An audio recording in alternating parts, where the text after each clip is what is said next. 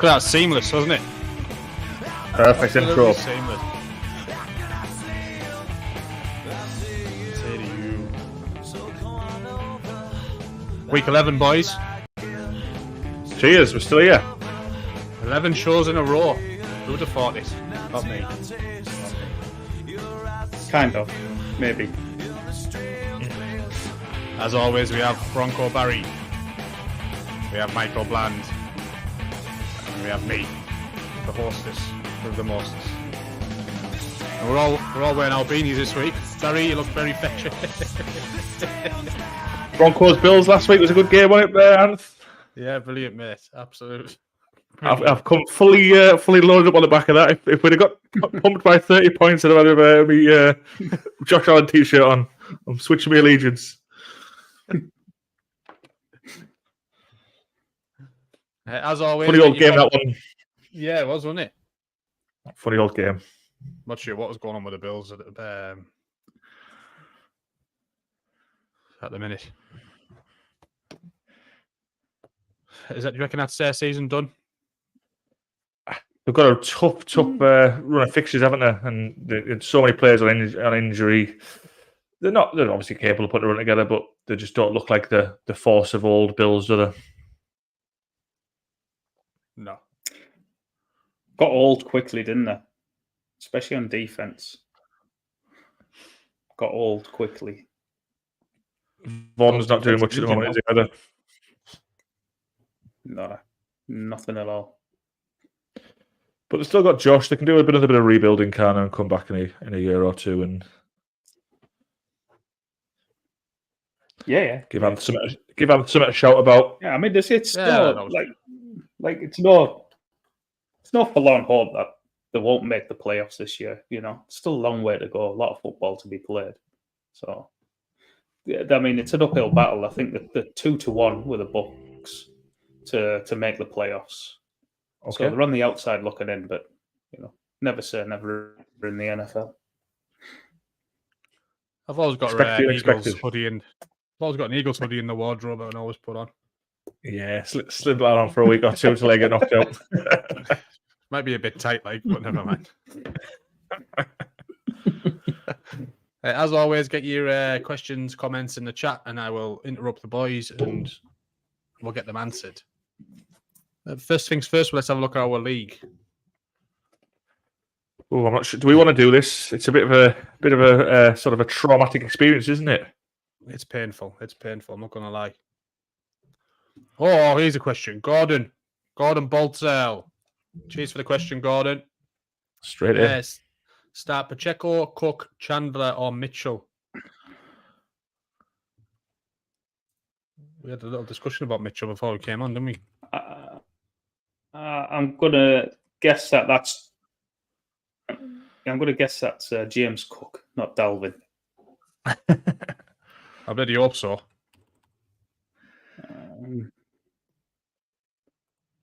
Well, back to the Madison practice limited today. Oh, that's not good for Chandler, is it? Not that he had a huge ceiling anyway. I wouldn't have thought, but if you're going to play him, you want him to be getting on, the bulk of the touches. And if Madison's mixing in, that's no good for him, is it? Yeah, it just depends how far along he is in the concussion protocol, because he didn't practice yesterday.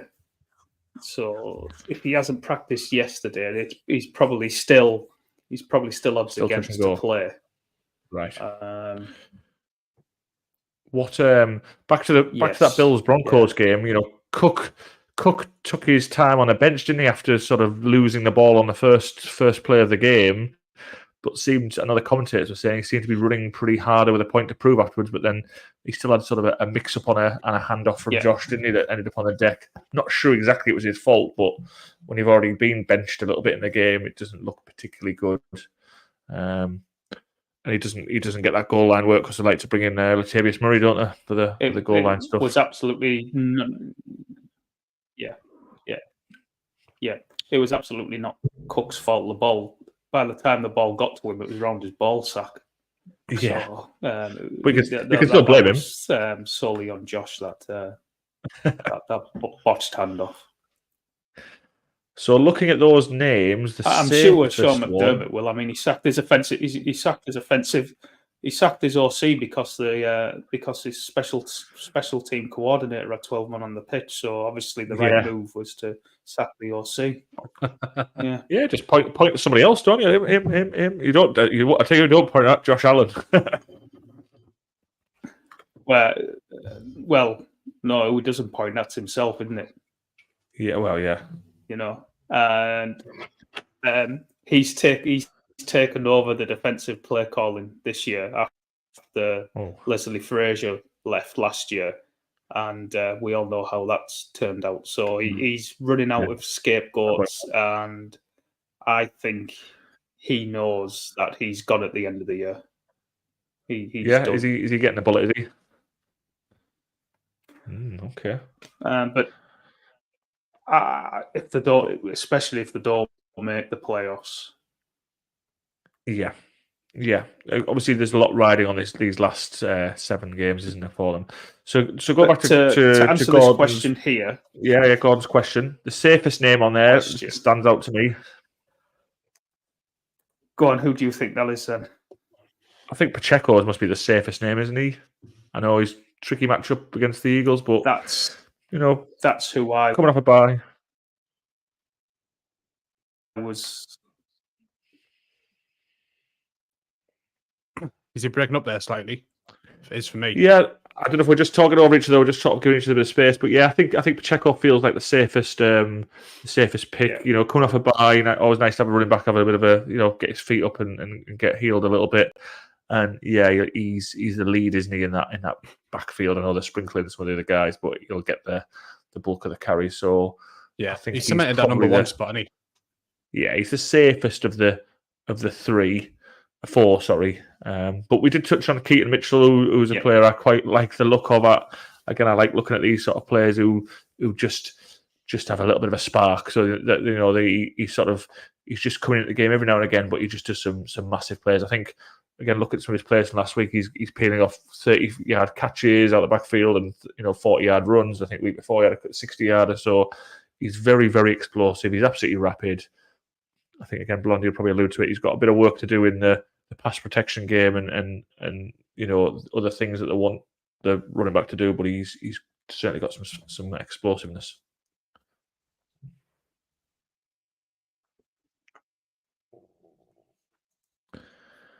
Are you wanting to add anything, Blandy, about his limited touches that he will get? What do you think is he? No, I think.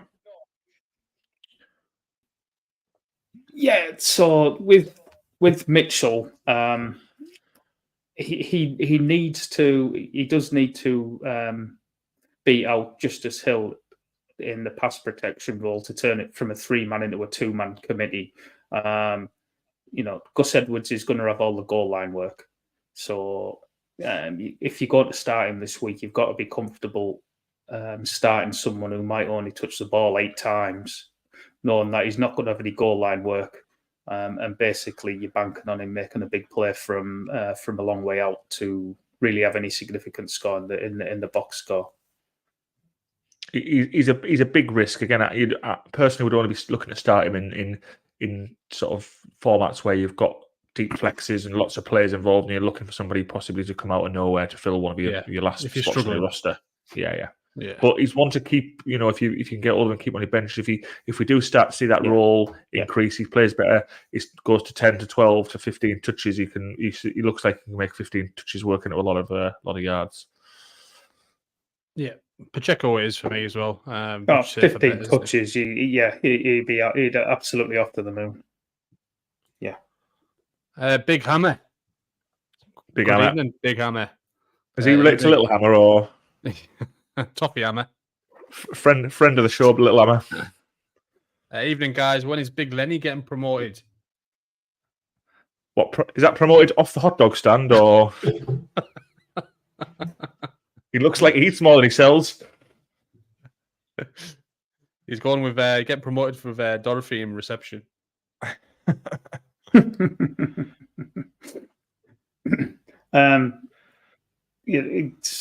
He's called Playoff Lenny, and you know, we've said the Bills are outsiders looking in to make the playoffs. So it seems unlikely that Playoff Lenny will be making an appearance this year. Ian Wake, thank you for joining again, Ian. It's much appreciated. Has Blandy took one hat off for another hat? I think so. Yeah, he's took his woolly hat off for a baseball cap. I mean, we love a bit of fashion critique on the show, and I think Blandy's a man who could wear two hats. There's actually a very good. There's actually I was going to say there's actually a very good. We were talking over each other tonight, aren't we, all of us? I think we all need to calm down. Settle down. There's a very good fantasy football Twitter handle. 2 hats, 1 mic. Far cleverer bloke than me, but you probably want to give him a follow. 2 hats, 1 mic. 2 hats, 1 mic. Does he wear 2 hats? He's a Bills fan as well, Anth. Is he? Oh dear. He is.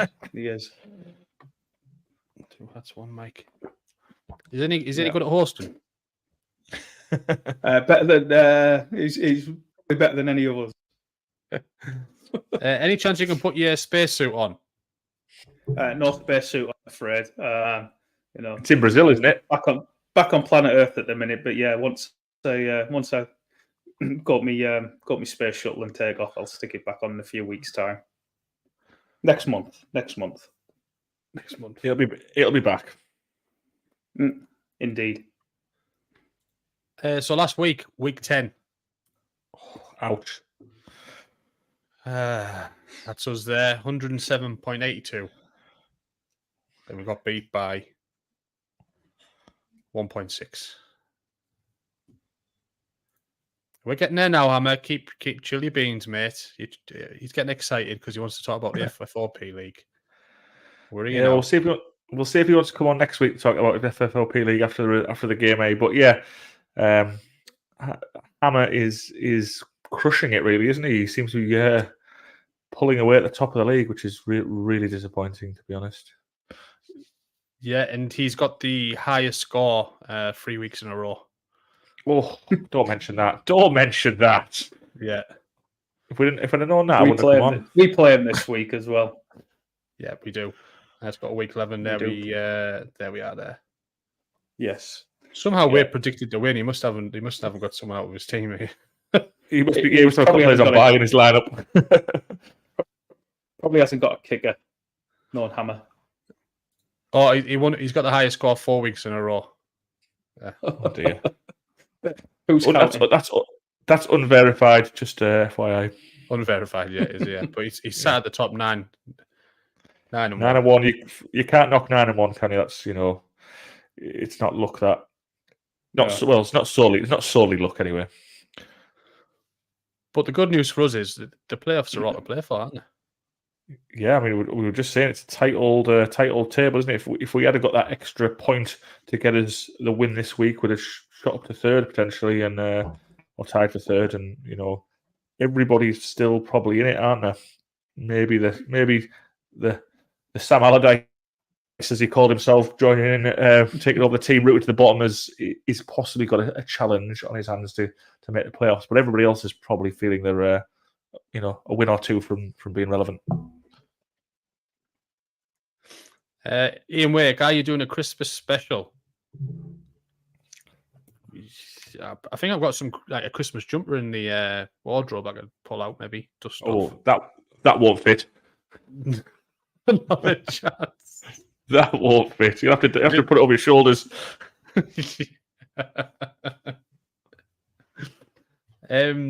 AJ and Callum play each other this weekend as well. So they're both, Callum's on 7-3 and AJ's on 6-4. So that's might open it up a little bit for some of the chasing pack. Well, us, yeah. So we need to beat Hammer, really. Yeah, we'll do that. We'll beat Hammer, no problem. I haven't really been bothered the last few weeks, but I'd like to beat him. So we've got Fields. Hey, Fields has got good. Got a good run of games, hasn't he, Fields? Yeah, how do we feel about him coming straight back after a bit of a lengthy layout and hitting the ground running? What are your thoughts on this game? Good spot to go, I guess, going to Detroit against a pretty weak defense, playing in a dome. Lots to like about his opponent, but we're just gambling a little bit on how match ready he is, I guess. Yeah, I mean, he could have played last week apparently, but on a short week they decided to hold him out, Which is a give good him an sign. extra 10 days. So he played the Thursday night game last. Yeah, so yeah, he should be fully ready to go, and also it's good for DJ Moore as well, whose yardage without Justin Fields has been pretty much cut in half. So he's still been getting the usage, as DJ Moore just hasn't been getting the yardage down the field. And this, as we saw the Chargers do at the weekend, this Detroit secondary is absolutely garbage, eh? So yeah, hopefully get a couple of big plays. And he can get back up to what he was scoring previously when Justin Fields was QB. Are we expecting Fields to be a bit limited with his rushing ability, or do we think he's just going to sort of fire straight in there? No, you would hope he'd be full go straight back in, and it was a thumb injury, wasn't it? It wasn't a leg or a muscle injury or anything. It's just we've talked a few times this year, haven't we, about the sort of the spell he had last season and all those designed runs and those big games where he was getting sort of 60, 70 yards, rushing upside and even peeling off big 40, 50 yard touchdown runs. They weren't designing the plays for him at the start of the season to sort of fit that narrative and suit what we think of his strengths. So we're sort of trying to make him pocket pass quite a lot. Nobody knows, but that's the conundrum with him, isn't it? We don't want to see him sat in the pocket. We want him wheeling out and even on scrambles, just getting his legs going.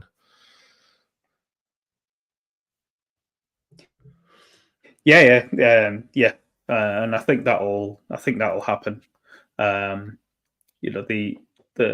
Bears O-line is very, very good at run blocking, but not the best at pass blocking. So some of those dropbacks, and also Fields' slow processing. He's not the quickest processor. They'll turn into scrambles, and he's certainly got the athleticism to outrun a few people. So yeah, I've had no bother at all plugging him back in. He should be a top 12 QB this week. I think a little bit of a note to ourselves: possibly don't end up with two Chicago Bears next season. Well, you say that though, but I'm definitely saying that. I'm definitely saying that, Anthony. I'm saying that because we're doing crap, and I'm saying don't put two Chicago Bears in the team. If we can sneak into the playoffs, well, it won't be. Go on, finish your sentence, Sam. Give us the upsides. Give us the promised land. Well, you've got the Cardinals, Falcons, and then the Packers. Oh, here we go. Here we go. Give us the trophy now. I know what you're saying, mate. Know what you're saying. You've got the Fields DJ Moore stack. Oh, we'll be coming on with loads of Bears gear on, won't we, then playoff weeks? Bears woolly hats a lot. Get onto eBay. See if you get a grizzly bear suit. We'll have that on if we get the playoffs. I think Hammer's got a Bears Christmas jumper. We could borrow that off him. Yeah. Not one of us will fit to that. Maybe Blandy. I'll have to go out running a bit more, I think. We've got Ferguson tight end. We've got a good feeling about him. He's doing grand, as Blandy would put it. Yeah, he is. We've got CD Lamb. I'd say we've got Warren, who's took the main spot. Yeah, should we have a little bit of a chat on that one? Is Warren named the official starter for the Steelers now, Blandy? And does that really make any difference? Is he still... No, doesn't make any difference whatsoever. So he was named a starter, not the official running back starter. He was named a starter. Right. So him and Najee, but when it's basically when the teams come out, the name 11 players as starters, and because they've been George Pickens off now, he's not named as a starter anymore. They've got an extra slot to name a player as a starter, so they've named the name Jaylen Warren as a starter. But technically, it was Najee Harris was the player who was on the field for the first snap of the game, who was then classed as the starter. But no, it doesn't. Either way, it doesn't make any difference. The roles have been pretty much exactly the same all the way through the season. Warren's eaten a little bit into Najee's rushing role. Najee still has the inside the 5 work, and Warren is still one of the best pass catching running backs in the whole league. So, he's got a steady floor, limited ceiling, but he's grand as your RB2. The problem is for our team, we don't have an RB1. That's the problem. No, Pollard's let us down, isn't it? But just that sort of terminology and starter, it's a little bit confusing for maybe people who aren't, absolute NFL geeks and whatever else into that terminology. It's not like football. If you're a starter, you're going to get, at least half a game or 60 minutes of a game, and you might get subbed. Being a starter means absolutely nothing, really.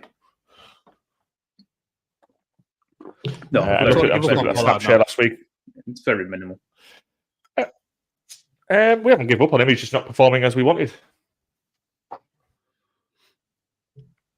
His advanced metrics have been absolutely horrific this year compared to last year, coming off his injury. He's not making anyone miss, not breaking tackles. He's ran really, really poor inside the 5-yard line. I think he scored 2 touchdowns, which was in the first game of the year. He should be up to 9 touchdowns now on his usage that he's had inside the 5-yard line. He just can't get it done. And it came out today that the Cowboys want to give more work to Rico Dowdle, which actually makes sense if you watch them actually play. Rico Dowdle looks more explosive than Pollard, which is Rico Dowdle a bit of a big? Is he a bigger bodied back? 26. What's Rico Dowdle got? To be honest with you, because I think there you see little these. The sort of the slight on the whole. We were always saying that when it was the Zeke Pollard 1-2 show that Zeke was doing that heavy work and Pollard looked good because he was just getting those a smaller number of touches but really explosive with them. Now he's got that main role. Is that partly to sort of the knock on him that he can't handle the volume and look explosive as he did last year?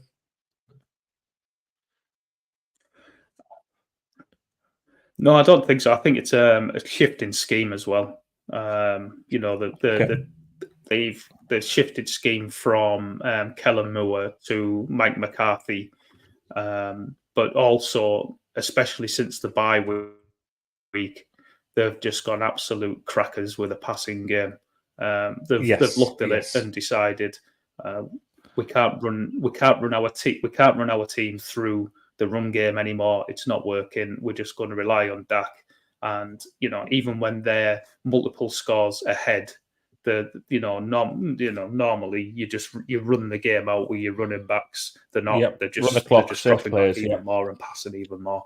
One of the highest rates in the league at passing from a two score league lead. But it's born out. It's born out of Pollard not performing well, though, isn't it? So whilst he's being, can say, scripted out of it or whatever, schemed out of it, it's born out probably out of the fact that he's not getting it done for however many half a dozen games this season. So right, boys, as ever, I'll interrupt when we've got a question. Yeah. So a question from Elevated Expediting, and who doesn't like expediting whilst elevated?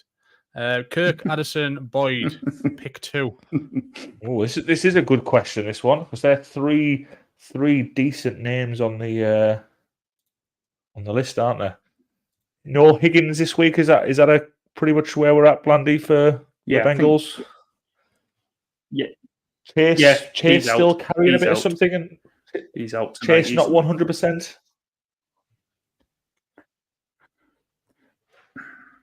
Chase will play. Obviously, he'll play. He's not at 100%, but it's week 11 of the NFL. Who is at 100%? Didn't stop him at the weekend. He's still, although he was used as a decoy a lot, I think he still went for over 100 yards. So, not a bad decoy. Yeah. So I do like the look of Boyd this week. I would play. Yeah, Kirk's definitely. You're definitely playing Kirk. And then, Boyd or Addison. My worry for Addison is he's going to see a lot of Pat Surtain, and the Broncos defense, since they give up 70 to the Dolphins, has actually been pretty decent. At some point, this Josh Dobbs magic's got to stop. So I'll probably go Tyler Boyd over Addison, I think. But it's very close between those two, but I think I will go Boyd. It's a nice situation to have, though, isn't it, for elevating expediting to pick between three players who've got some decent upside there, haven't they? Yeah. Question from TY. Who should I start, Hubbard or Murray? Big Latavius. Yeah, I'd be wary starting Latavius. Yeah, so I think Hubbard's the one. He's pretty much beat out Sanders now, hasn't he? He's established himself as RB1. I know the numbers weren't particularly great last week, but I don't think the team played particularly well. But I think he's still the main man there, isn't he? No. Yeah. It's not going to be easy against Dallas, but the hope is he's still running the most routes out of any of the backs there. So the hope is that he just gets some dump offs in the screen game because the Dallas pass rush is getting there to Bryce Young. So you're hoping just for some dump offs, really. I don't think he's going to score a touchdown or anything like that, but hopefully he can catch 4 or 5 balls and go for 30 or 40 yards, something like that. But I think the Latavius Murray play is basically you are banking on him to score a touchdown. Yeah. Tommy Turnbull has joined us again. Thanks for joining, Tommy. Cheers, Tommy. And he's got Katie, his better half, with him. Welcome, Katie. I hope you enjoyed the show. I'll put my glasses on for you. We need a klaxon for this, don't we? There you go. Look, I can't find a klaxon on the streaming software. It's a bit of a letdown. But this could be confirmed as our first ever female viewer, couldn't it? Yeah, Katie, is there any chance you can log in on your own YouTube account so we get our little female stat? That'd be much appreciated. We're currently on a massive goose egg, aren't we? Yeah, 0 females watch the show. It fits with some of our fantasy points scored from our FFLP team, doesn't it? There's 0 there. Yeah. I've also got questions coming in on WhatsApp. Oh, WhatsApp questions? Okay. This is from an anonymous. Seeing that Kev Ham is 9-1 in the FFOP league, do you know of any teams in any league that are 10 or 10-0, or have other sides lost their unbeaten tag last week? So that's from unnamed anonymous viewer. Yeah, I don't know anyone. Definitely don't know anyone who's 10-0. Yourself? Are you 10-0 in any of your leagues, Blandy? No. The only one that comes to mind that was close to the only man that came close to 10-0 was Mr. Stephen Wake, but he was beat by Paul Freeby last week to go to 9-1. I'm not confirming or denying that question was from Paul Freeby. Tommy Turnbull, Anf, I'd love to send you a Christmas present. Hey, mate, whatever you want to send us, send it away. I'll DM you my address. Out for now is my motto. Life. So CD Lambert, hey, what a player! What a player! He's got like a good run of games as well. The more I look at this, boys, the more excited I'm getting for our plays in the dome. Oh. What about Devontae Smith? Yeah, he's steady away, isn't he? He's doing the business. Well, he's going to benefit from Goddard being out, isn't he? Yeah, a bit more to go around.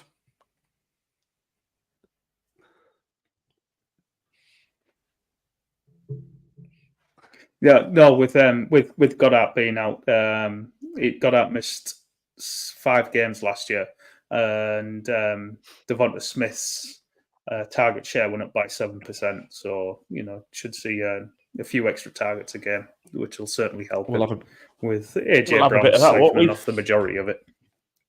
We'll have a bit of plus 7% on the targets. And how long do we think Goddard's out for? I notice we're keeping hold of him on our bench. So they said he's had surgery. They didn't say when, and they also didn't say if he go on IR or not. So they haven't been really helpful, to be quite honest with you. No, I mean we're not struggling when we've picked up Ferguson, but if you just come back towards the end of the season, we're going to be in that tricky spot, aren't we? Between 2 tight ends in that sort of next bracket down from the elite. Yeah, back end. Yeah, exactly. Yeah. Exactly. Yeah, nice. Maybe a case of playing 9 viewers. We're up to 9 viewers, boys. Come on, we must have some questions about these 9 viewers. Get your questions in the chat. Yeah, keep fighting. Any questions? Fashion, lifestyle choices, whatever you want. Whatever you want. Life advice. Where are you for you?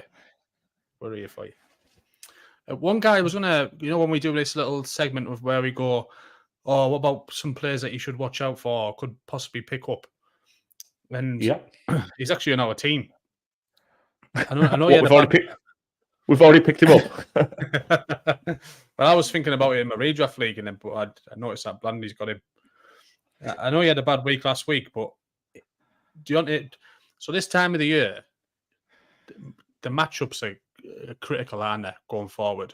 So obviously, if you're going into the playoffs, you need to be looking for some decent matchups. Mm-hmm. And Deontay Johnson doesn't seem to have a bad run.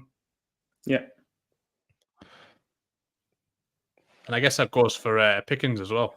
No, I was going to say he doesn't have a bad run, but he's got a bad quarterback throwing the ball. That's the problem. Yeah.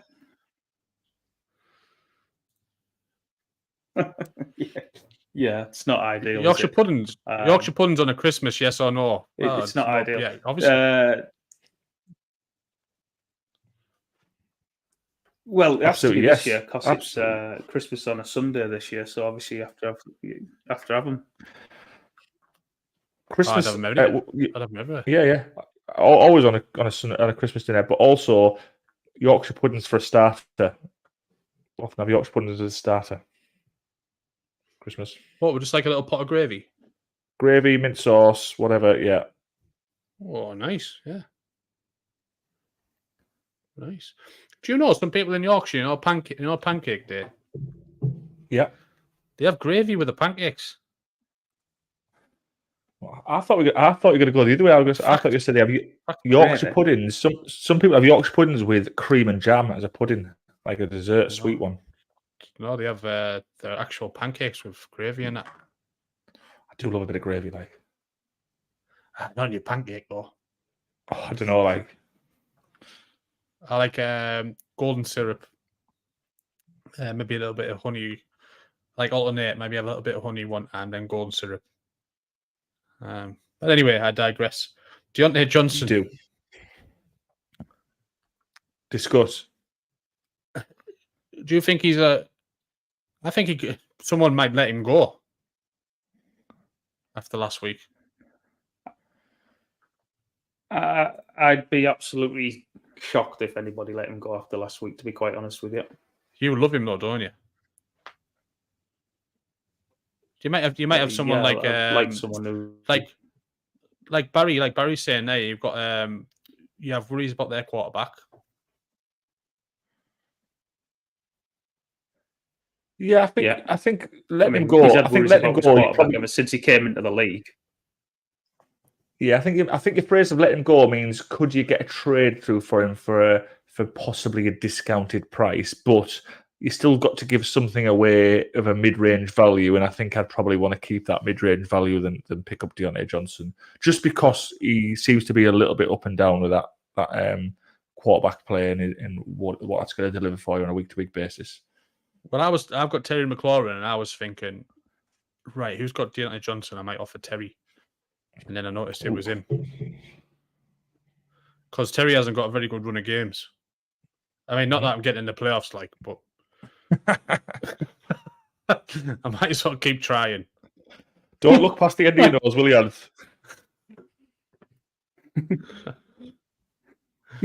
I hope, Steve Wake, I hope you like burnt Yorkshire puddings, TY. So TY must be going around. TY must be going around Steve's for Christmas dinner.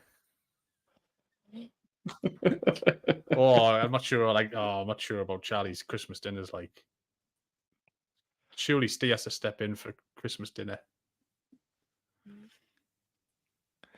Can you imagine with his chef's hat and his apron on? Can you?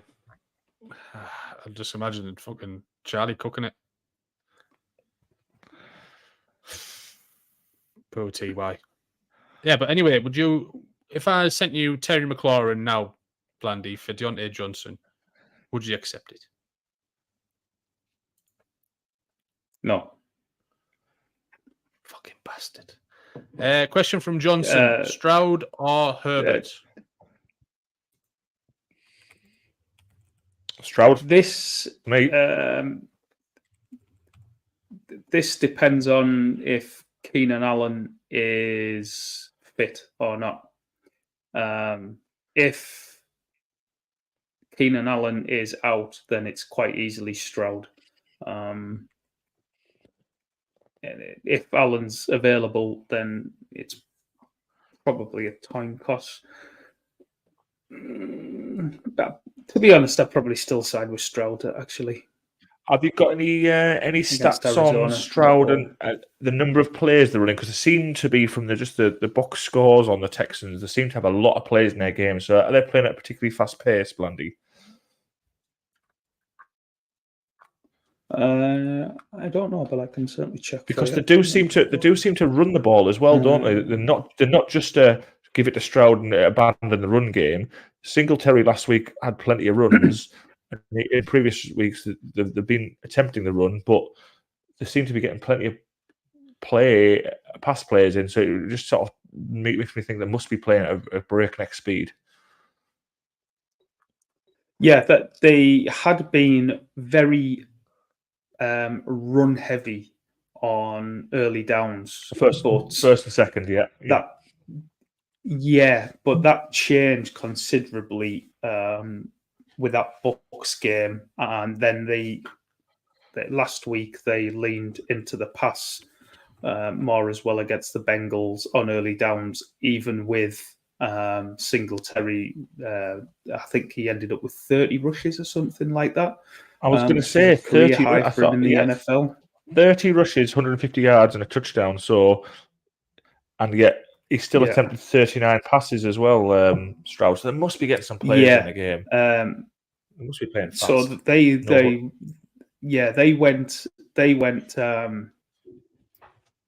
they pass to lead and then run to close out the game. Basically, is the mentality they adopted it. So let me have a look. So no huddle. There, no huddle. Probably in the bottom third. Obviously, you wouldn't expect no huddle with a rookie QB, would you? No, despite how well he's playing. But then seconds to snap, they're in the top third in the league. In the seconds to snap, so they're certainly playing quick once they've broke the huddle. They're not running the clock down. Stroud's getting the play called in the huddle. They're breaking quick. They're snapping the ball. Have you watched much of the Texans, Ant? No, not really, because I know Steve's been playing CJ Stroud, and only on Red Zone, Yeah, I haven't seen much of the games, but are we thinking they're a playoff team?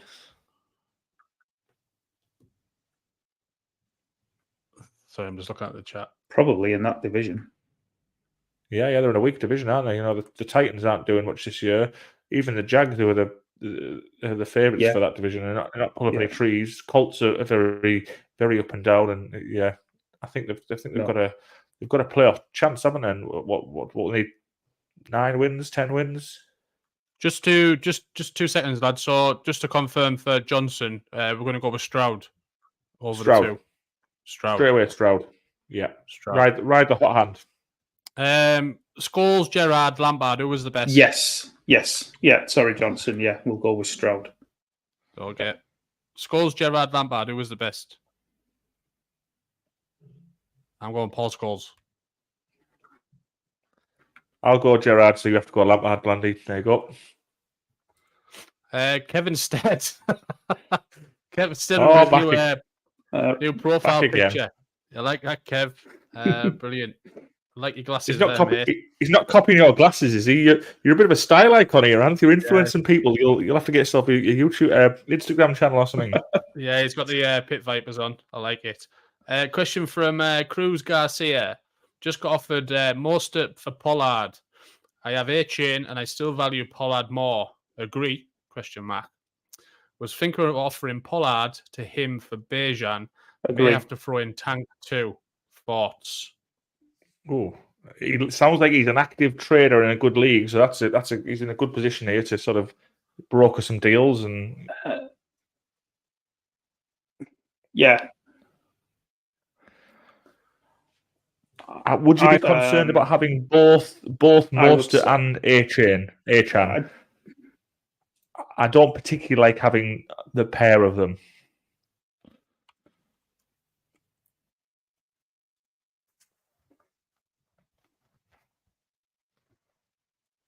Are you having a think there, Blandy? Gone quiet? Would have no problem playing. I would have no bother playing Mostert and Achane. If I had them both, that wouldn't bother me at all. But if we could do Pollard for Bijan straight up, then I would do it. But if I had to throw someone in to get Bijan and get rid of Pollard, then I would definitely do that as well. And is Tank Dell a guy you throw in as a make weight in a deal? He's a bit better than that, isn't he? I like Tank. He's pretty much the number one now, isn't he? If I had 3 or 4 wide receivers, as good as him on my roster, then yeah, I would. Okay. So yeah, I think we're saying there, Cruz, that if we can get Bijan, get him. I know Anthony's got a lot of takes on Bijan, haven't you, of his ability and his usage. But I think we would certainly we've sort of give Pollard a bit of a thumbs down for the season. So if you can move him on to get Bijan, that's a great move. Yeah, the thing is with Bijan, although that's so frustrating about his usage, his run of games is looking good for going into the playoffs as well, isn't it? So there's not many running backs with better games, I don't think. He's just sharing stuff, though, isn't he? Algier is not going anywhere, is he? He's still going to be, the brute of the pound it back. Yeah. But Bijan's just, catching out the back and everything else. And cheers, Cruz. If you haven't followed and subscribed, please do, mate. Next question. Super CMB challenges. Zay Flowers or Ty Chandler this week? PPR. Well, that's an easy one, isn't it? That's an easy one for me. Go on. Zay Flowers. Because I think we were saying, Ty Chandler's he's a bit of a, you can drop him in if you're struggling, but I don't think he's gonna do a great deal in that offense in Minnesota. And we're still not 100% sure whether Mattison's going to clear the concussion protocol or not. So he might play, but I think Zay Flowers has established himself as that wide receiver 1 in Baltimore. He's it's him and Andrews are sort of leading the way. So I think he's your player. Yeah, agreed, mate. Blandy's just going to get on his phone. I think his laptop's going to blow up. All right. Question from Blurpy. As long as we don't get any big, long-winded questions with lots of players, we'll be fine with no Blandy. Okay. Over to you, Anth. Blandy, are you back? Yeah, he's still freezing. He needs to get on his phone. Yeah, he's gone. Go on, then. What's the next segment of the show? Yeah, so this no long-winded questions. Yeah, no long questions. Yeah, question from Blurby. Do I trade T-Law, Connor, Mitchell, and Watson, Christian Watson, for Derrick Henry, T. Higgins, Nico Collins? I'm trying to trade Connor since I'm starting Murray and McBride and don't want to start 3 Cardinals. Yeah, I mean, it's not a great spot to have 3 Cardinals. It's what about having 2 Dolphins or 2 Bears or whatever, but 3 Cardinals feels a bit excessive. Although I think the Cardinals are not necessarily the forlorn hope that when they start the season. I think they're coming back to the boil, and I think Murray will pick them up a little bit. So he's right though. Probably 2 is enough for you. Looking at his trade, Trevor Lawrence not performed particularly well. You're a Trevor Lawrence owner, aren't you? You're not. Yeah, he's extremely frustrating, isn't he? He's not had a great season fantasy wise. Talented player. It's just not working out particularly well for him. James Conner come back this week. I know he's sort of wanting training for him, but he's a decent player. Keaton Mitchell, I think we've talked about. Christian Watson, we did last week, didn't we? In terms of he's not the player that you drafted in terms of getting those boom or bust weeks, long plays down the field, a couple of touchdown weeks. The ball's sailing well over his head from Jordan Love. The pass accuracy is not helping him in the slightest. The team's not playing well. They've got a bunch of first and second year wide receivers, haven't they? Is it Dobbs, Wicks, and Reed? There's 4 of them in a mix. They're probably lean heavy on the run game. I just don't want a part of Watson at all. But the other side of the deal's not massively tempting again. Derrick Henry's not.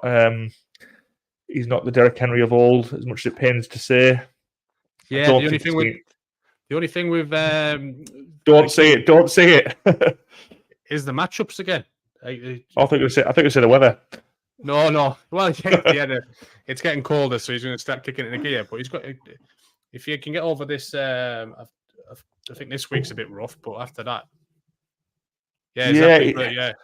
Blurpy, his schedule's decent schedule for King Henry. Yeah, he's not getting much support off the O-line, is he? If you watch the games, I know he's not. He's knocking on a little bit, but there's no holes for him to break through, is there? He's getting absolutely stuffed. He's running at brick walls pretty much every time I hand it to him, and now they're sort of getting to the point where they're not handing it to him as much. And he used to just get that volume of 20, 25 carries, and even if he was hitting brick walls, he'd eventually break through. Now it's sometimes a dozen carries, and they're just Levis is in, let him bomb it down the field a bit.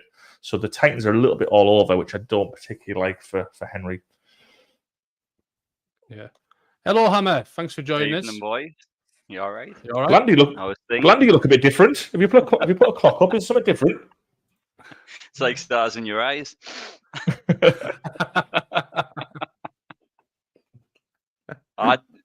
That trade there, I'd have took the second half of the trade personally. If he's got Kyler Murray. If he's got Murray, pointless holding Lawrence as well, I'd went for the Henry, T. Higgins, Nico Collins side of it.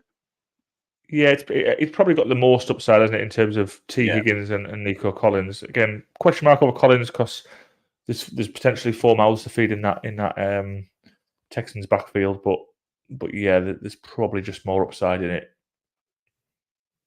I could trade Mitchell, Connor, and Lawrence for Henry. Well, that seems a bit heavy, 3 for 1. But trying to add more with T or Nico by adding Watson. Yeah, I think getting rid of Watson's not a bad move, Blurpy. I think, I said, I don't particularly. He's not the player you drafted, and I don't think he's going to win you many games. T. Higgins or Nico Collins, not both of them. Yeah, so which one would you have, Higgins or Nico? Probably T. Higgins, based on, if he can get himself fit. I don't know. Maybe it's Nico Collins for me. Just again, it's back to that. It's 4. Noah Brown's had a bit of a breakout. Tank Dell's doing the business.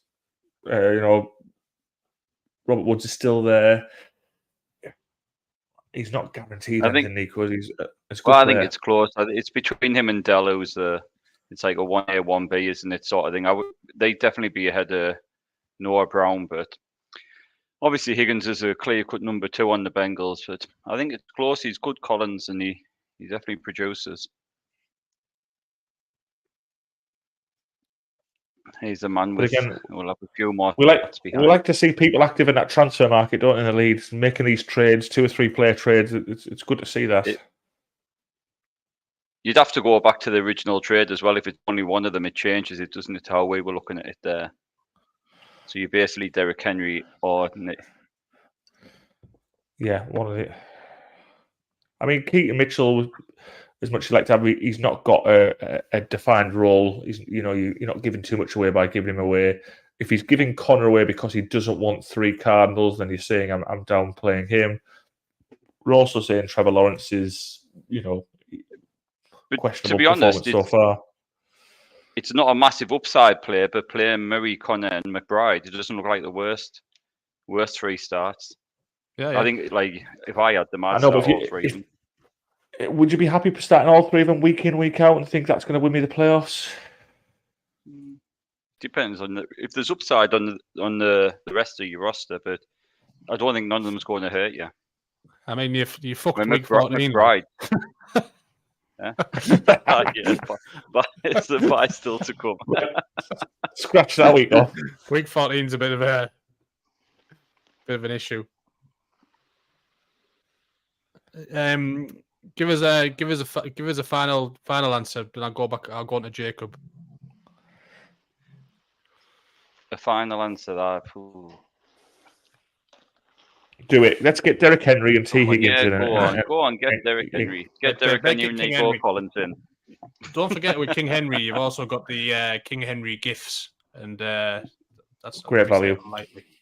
Yeah, great value for that. Yeah, which also makes it more worthwhile. Yeah, get Henry. Right, jump into Jacob's question. Cheers for joining us, Jacob.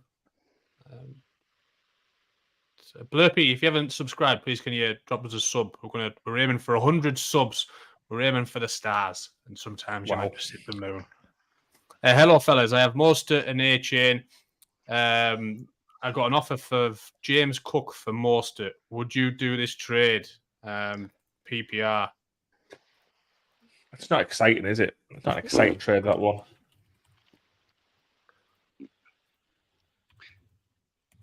No, I know. If you were shifting Mostert, you wanted to do it a couple of weeks back, didn't you? While he was still, his value probably was at its highest. But you don't. Do you really want to have Mostert and A-Chain? That's the thing, and you're not moving. We did Mostert on. We sort of touched on this before, didn't we? Blandy was pretty happy starting both. It wouldn't be my ideal to have them, but again, if I have got them, I'd rather have the pair of them than have James Cook. I think. Yeah, I spoke a little bit that too with him. That sort of that James Cook and the Bills dropping the ball, getting benched a little bit. Murray comes in for the goal line work. I'm just not enthused about James Cook, to be honest. No, I'd reject it, personally, I think. I don't know. I think I'd maybe take it. The only thing is, again, is what we're forgetting is Dolphins' schedule's pretty rough, isn't it? I know it's rough for the wide receivers. What's it like for running backs? It's brutal in the playoffs. And the worst ones in the playoffs. Who have they got? Go and give us the names, because they seem to be pretty good against everybody but the very elite teams, don't they? There you go. So there. Read it out. Yeah, eyes out. That good. So you've got Titans, Jets, Cowboys.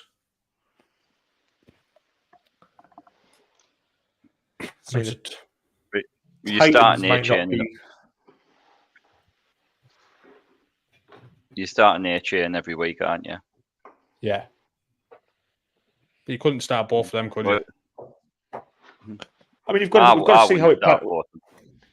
We've got to see how it pans out. By the time week 16 and 17 come round, we might know a bit more how the land lies. If is one edging out the other, and obviously A-Chan's had that phenomenal 3-week spurt, but they did put 80 points on the Broncos, and he got 40 points or 50 points in that week. So it's possibly a bit of a outlier. He followed up with 2 great 20 plus point weeks, but we've got to see it over a longer stretch, haven't we? Has he got the highest single game PPR score on Blandy? Is it? What, this year? This year he has, yeah. What was that one I put on? No, I put it in the group where it was obviously only a small sample size, but it was some like daft stat where he's got him and some other guy who's only played a few games have got the highest single game PPR. Yeah. I think his pace over that period was ridiculous, wasn't it? Yeah, it was, yeah. He's averaging 12 yards a carry, which is unsustainable.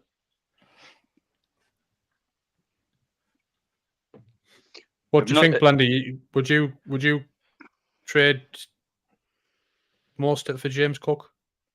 No, I would keep hold of Mostert. We're unsure on how the Bills are going to proceed now after sacking the Rossi. So it's still a wait and see approach with them.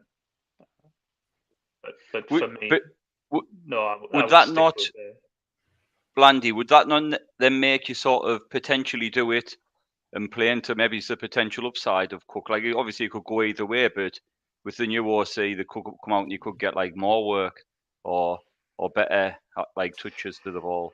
Would you not be maybe buying into the unpredictability of that? No, I think I'd want to just buy into the Dolphins offense more. Mm.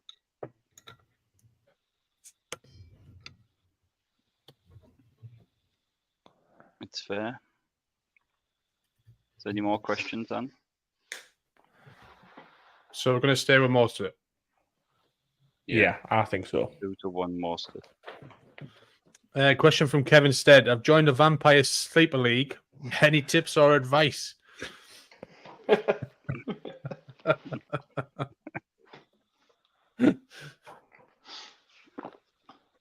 Cheers for that, Kev. Just get your rest during the day, really. Vampire Sleep League. That's all the advice you can get. Let me just. TY, do you think OJ Simpson did it?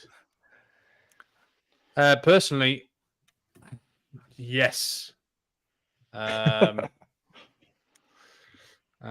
Sorry if I'm only joking if I'm going to get sued for that.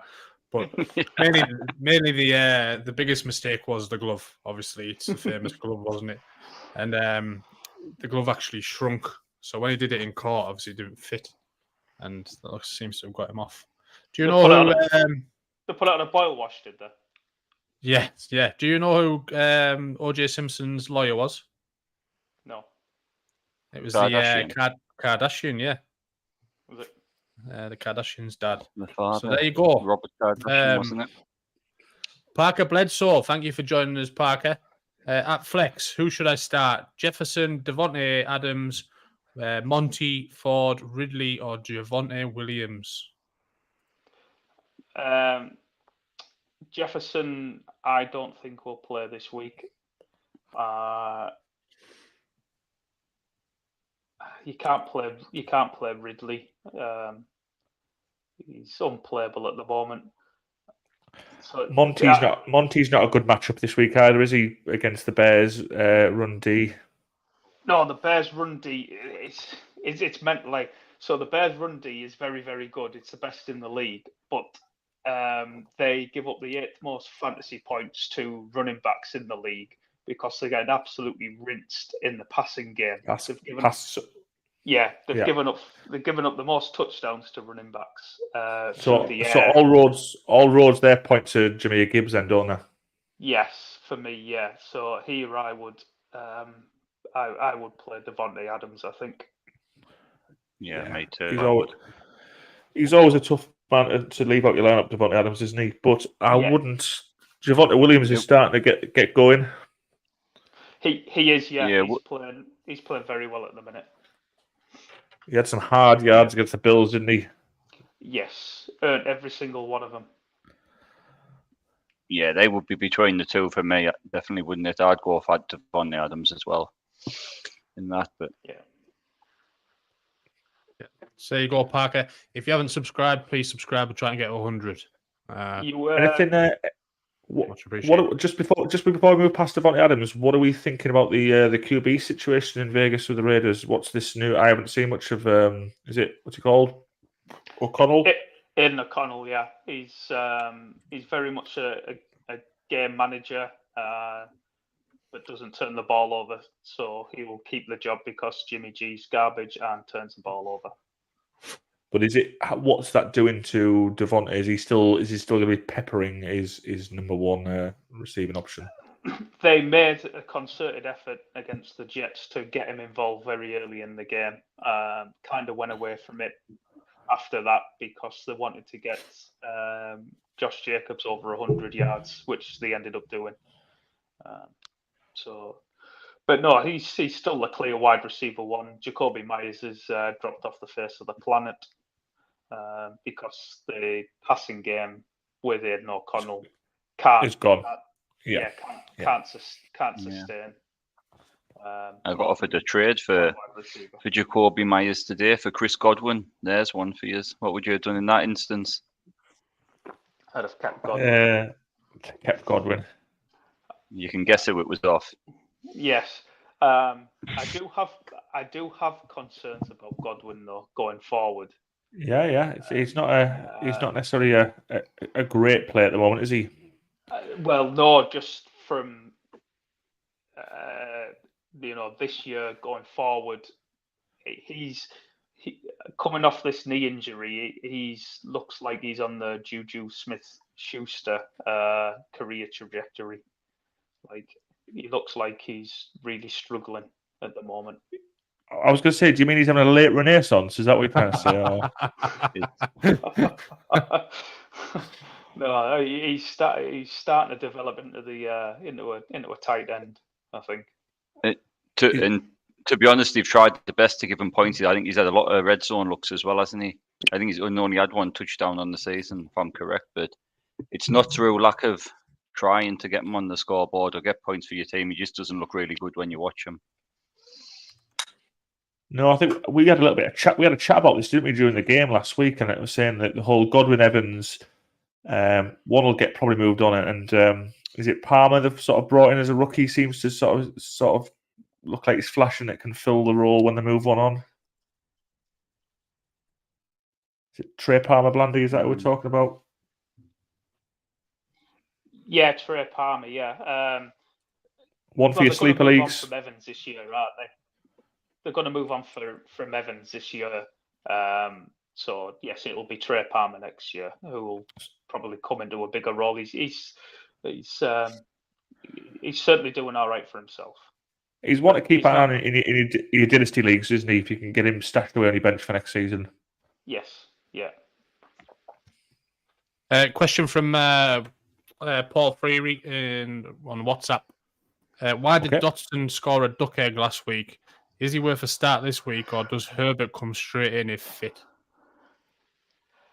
Herbert will come straight in if fit because Donta Foreman is struggling and going to be a game time decision.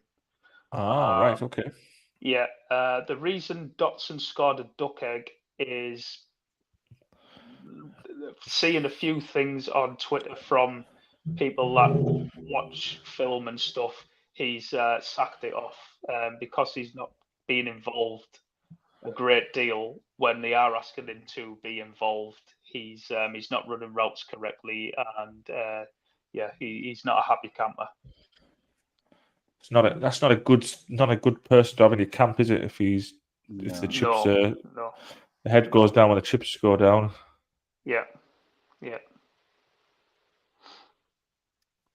Two targets, no reception. Go on, sorry. You had them 2 good weeks, and didn't you? The 24 and 16 points, and sucked you right into starting them. That's what was the duck egg in. You know why I had a good week, don't you? Because he was playing against me and twat. Well, it was because Curtis Samuel was out both those weeks as well, wasn't he? I was just going to say, is Curtis Samuel the biggest recipient of this? If Dotson has a fallout or drop off, is he the man to sort of keep on side? No, not really. Not really, because they spread the ball about. I think they targeted 11 different players last week. I was going to say, it's crackers, like absolutely. Whilst we've been talking, we've got Brian Robinson Jr. with 6 targets, Antonio Gibson with 6 targets, De'Ami Brown, Logan Thomas, Terry McLaurin, John Bates, don't know who he is, Byron Pringle, Curtis Samuel, Alex Amar, Jamison Crowder, and then Dotson at the bottom, 2 targets with no receptions. Yeah. So he's getting absolutely buried under a pile of people. That's just what you don't want for fantasy as well, isn't it? Yes. You want offenses where you know the ball's going to. You want concentrated offenses. Yeah, stuff like that's just absolutely brutal. Like. So long story short, for you, go Herbert, mate. AJ's joined us tonight. AJ. I see you, AJ. Gentlemen, who would you play in the flex spot out of Mitchell, Edwards, Rice, or Deontay Johnson? Let me bring him up while you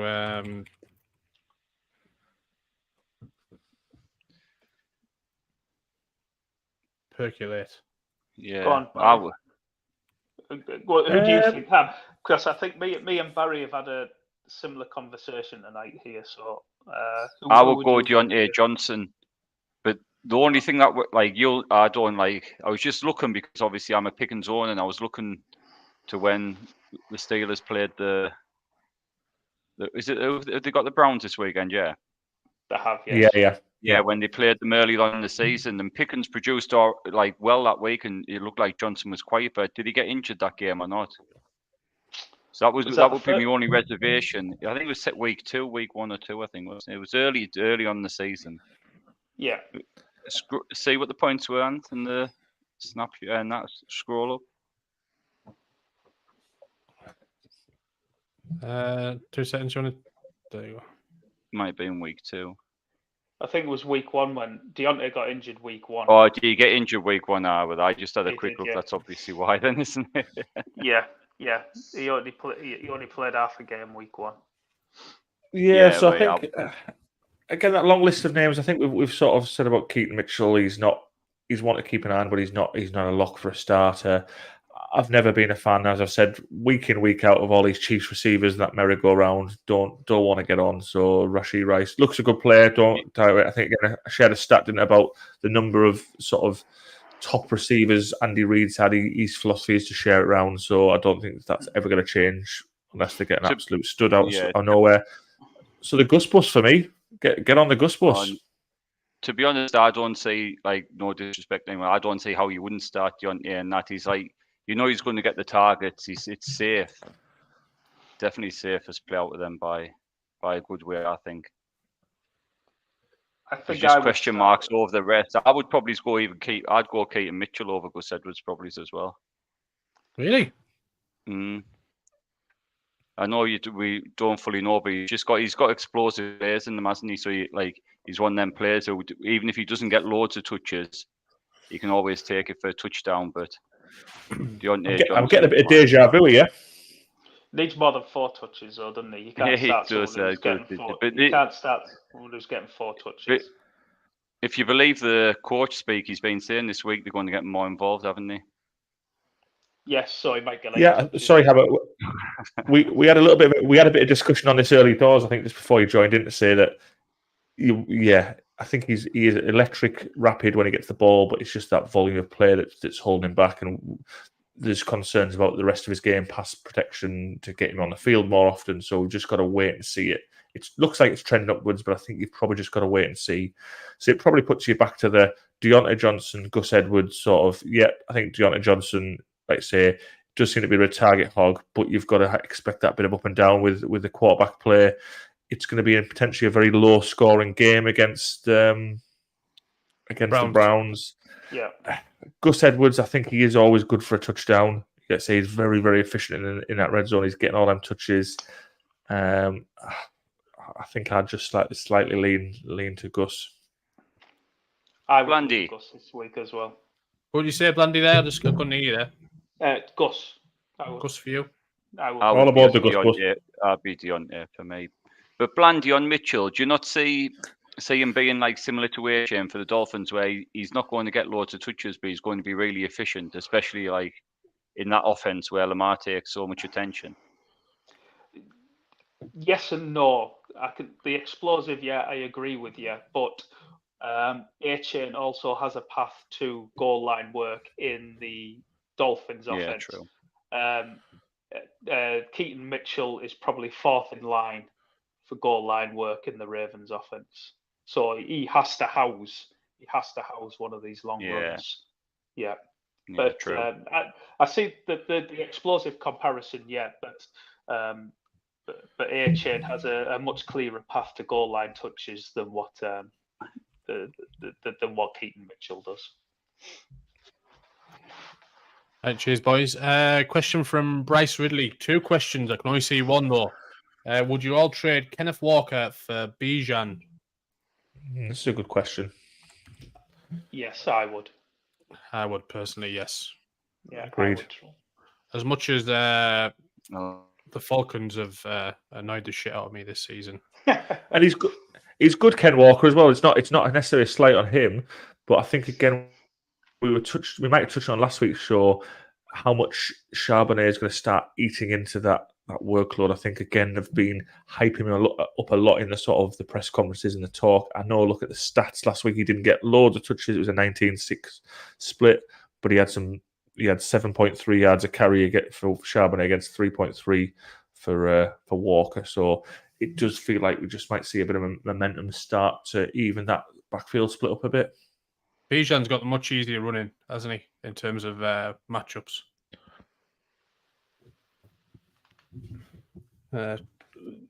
Seahawks have got the Niners twice. Cowboys, Eagles. Yeah. Maybe it's a good time to move away from them, isn't it?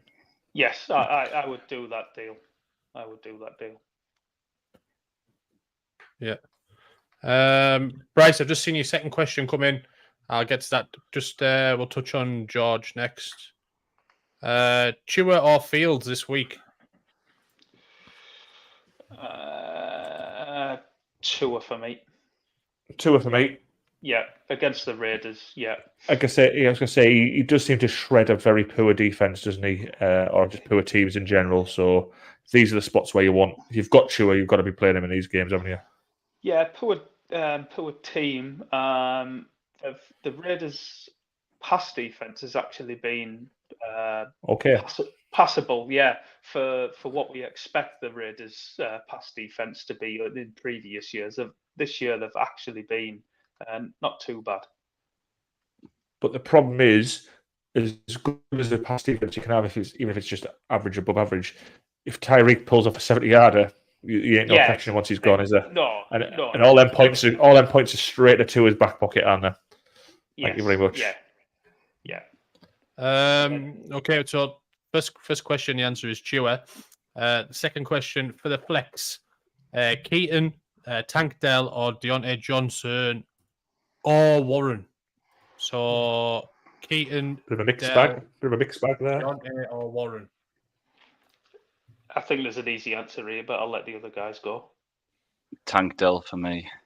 Yeah, Tank Dell's the one. We tipped him up at the start, I think, or was it just before we started? Tank Dell's looking like a good spot. Did you tell the guy to trade Bijan for Walker? Yes, we did. Yes. Yeah. What were you going to say? Oh, definitely. Yeah, Tank Dell's number one now, isn't he? They've got Robbie Woods, who's banged up. We sort of touched on it a bit earlier, didn't we? That there's potentially a bit of a four-way fight here with Tank Dell, Noah Brown, Nico Collins, and Robert Woods. But I think probably we're saying Robert Woods is going to drop off the list there because the other three. He's coming back. He's coming back this week. He came back last week, but Noah Brown's missed. He's gone DNP, so it looks like we might be missing Noah Brown this week. And Collins is off an injury, but just in general, if we're heading towards, if they all get fit, which is not far away from a full wide receiver sort of conundrum. But I think even in that scenario, we still like Tank Dell to sort of lead it out, or at least be a 1A, 1 and B scenario. Yeah, it's nice of Noah Brown to score 24 points against me before he gets injured. It's nice that. Has he played you 2 weeks in a row? Like, has he? Fuck's sake, man. I think Blandy. I think you missed a trade earlier, and one side of it was T. Higgins or Nico Collins. So you had the choice of either one of them. Yeah, but was that the one with Derek? Was that the one with? Yeah, that was with the Lord. But we were just talking. Derek Henry. But who would you want out? Never mind that, Blandy. Who would you want out of Higgins or Collins? Which one of the two would you want? Christ on a bike. In a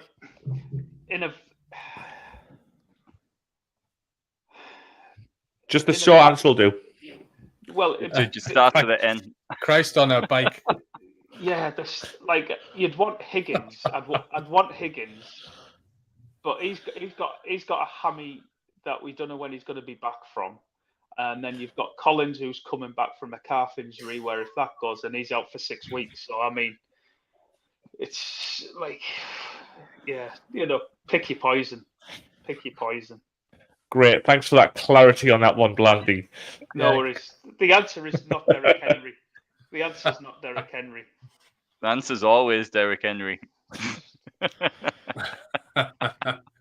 George. Hang on. Sorry. Let's be serious here, right? No, we'll joke about it. But in the playoffs, right? In the playoffs, the Titans have got the Texans twice, yeah? And the appeal at the off-season was that Derrick Henry's going to get the Texans twice in the playoffs, and he always rinses the Texans, yeah? But now we know this completely different Texans team. This Texans team is going to put up a shitload of points against a bad Titans team in the playoffs. And what happens to Derrick Henry when the Titans are behind? He gets no work. It's tied space now, isn't it? I think we sort of touched on that as well, Blandy, when you were off, saying that the old Derrick Henry was 25 carries. Even if he was getting nowhere, he'd get then and he would chink away and he would maybe break him down the second half and he needs that gap and he's gone. Yeah. Yes, he's obviously getting older, losing that spark, but also that O-line is not giving him absolutely anything. He's not getting the sniff of a crease or a gap, and he's being hit behind the line of scrimmage by a wall every single time, and then they're getting away from him quickly. So not even giving him more opportunity to keep going. They're saying, right, 10 times you're done. Now we've got Levis. Let him just bomb it down the field. Everybody run. Let's just see what he's got. And poor Derrick's just stood there blocking. Yeah. But then, Baz, when you're on him and you get that running back screen and he's got all that space to run into, and stopping. Once he gets them knees going, there's no better, is there? He's good to watch. Fucking brutal. Have you? I don't think you'll have never won him in one of our redraft leagues, have you, Blandy? Right. All right. Come on. Questions. Let's go. Come on then. Let's get back in the game. Let's get down to business. George, if you haven't subscribed, please subscribe. We're aiming for 100. I think we're on 87 at the minute. We've got 4 new subscribers tonight alone. Absolutely flying. Then start 2 this week. Aaron Jones, Brian Robinson, Monty, or Kenneth. I think Brian Robinson's one for me. All right, okay. We haven't touched him for a long time. I don't think he's been a feature on the show for a while, has he, Blandy, Brian Robinson? No. He has not against the Giants. I can see the appeal. That's for sure. Yeah. We sort of scratched off Monty just based on a matchup, didn't we? That sort of Bears defense, strong against the run, but weak against the pass catching backs, which all led us to Gibbs. So I think Aaron Jones is one where he's getting back fit, isn't he? I've got him in one of our leagues in a hamstring injury week 1 and being nursed for a long time is very frustrating, but he feels like he's getting back to full fitness, which means catching and, taking the lead on the runs and, loves not pulling up any trees, does he, with the rest of his passing. Yeah. I'd still play Kenneth Walker against the Rams, so he would be the first one in my lineup, and then after that, you can figure it out after that. But Kenneth Walker would be the first one against the Rams. Yeah, I would probably be Joe. I would have aired on Jones Robinson's side as well. I think the Robinson, Walker, Jones. I think the 3 of them are probably pretty close, and I probably would have scratched off Robinson, I think. Not this week. Not this week against the Giants, no. But yeah, it is very appealing to play against the Giants, who are absolutely gash. They're going to give it's only because, for me, it's just purely on the matchup. That's the only thing. Giants are going to give up. But some good options there, Bryce. Good options. Did you see on Brian Robinson? Did you see the tweet where if you accidentally drafted Brian Robinson in round 1 instead of Bijan? Because what is he on the season? Running back. He's like... running back 6 on here on our. I know. Yeah. If only, Ant. I know, yeah. But if I can get in the playoffs for Bijan, You're getting the plate. You might get in the plate. It'll all come off. It'll all come good. Brees, if you haven't subbed, please sub. I'll be fucking checking on you, bastards. Oh, yeah. Question from Chris. What do I do this week with Ford, Harris, Singletary, Keaton Mitchell? I have Chase, Ayuk, then Devontae Smith is in the flex right now. I think a couple of these players were covered, but Singletary, I think, is he one of the ones you're going to be looking to start, given the volume of work he's getting? Yeah, against Arizona as well. That's a good matchup for him, isn't it? They're going to put up Pierce out. Pierce is pretty much out. Yeah, he hasn't practiced again at all. So yeah, I think they're gonna get up bypassing and then run the game out with Singletary like they did last week. So I think he's a solid start. How do you feel about Ford this week, Hammer? You're a Ford owner. I'm not starting them, and I've got who have I got? And I'll just have a quick check. I think he'd be safe enough. I think it would be pretty much similar to last week. Where you got I think around 12 points, but I'm starting Javonte, Brees, and A-Chain over them this week. Yeah, but I mean, his choice here pretty much is. I can't work out the choices. Is it just starting the last three, and that's it? Well, I think he's wanting which running backs he's wanting to start, isn't he? Out of them, I'd start Singletary. At the Ford, I think Ford will be safe enough, but I would rather play Ford against Pittsburgh than Nagy on the other end of that matchup against the Cleveland backfield. Yeah, I think so. Yeah, but I think it's a low-scoring affair. Is Hunt taking all of the goal line work away from Ford? Not all of it, but he's taken a lot of it. A good chunk of it away from him. But not all of it, yeah. And he's been very good with it. I'll see if I can. Yeah. No, he's good. He's been good with it. But that's a good little role for him, that isn't it, Reed? To come in as a 1-2 punch as a 2 and just bomb in at the goal line. Yeah, he's not doing much else. Yeah, exactly. So, that's his game now, isn't it? That's what he's there for. Start two running backs. Yes. Yeah, thinking Ford, Singletary, not great options. I know. Yeah, get yourself on that on the trade. Get yourself looking for some trades, Chris. No, they're not too bad. They're not bad options, them though. They're definitely good enough. Yeah, I think so. Ford and Singletary, all right. Yeah, you want better though, don't you? You want to be moving on. From Ford and Najee Harris. You're not winning. You're not winning leagues with. We're not winning leagues with them as your running backs. Jesus. Ford's schedule is really good in the playoffs as well. If you get it's like ridiculously good. Yeah. But again, look, who's quarterback in the Browns this week? DTR. But with DTR, he's a runner, so he will make the running backs more efficient, and they're going to lean into the running backs.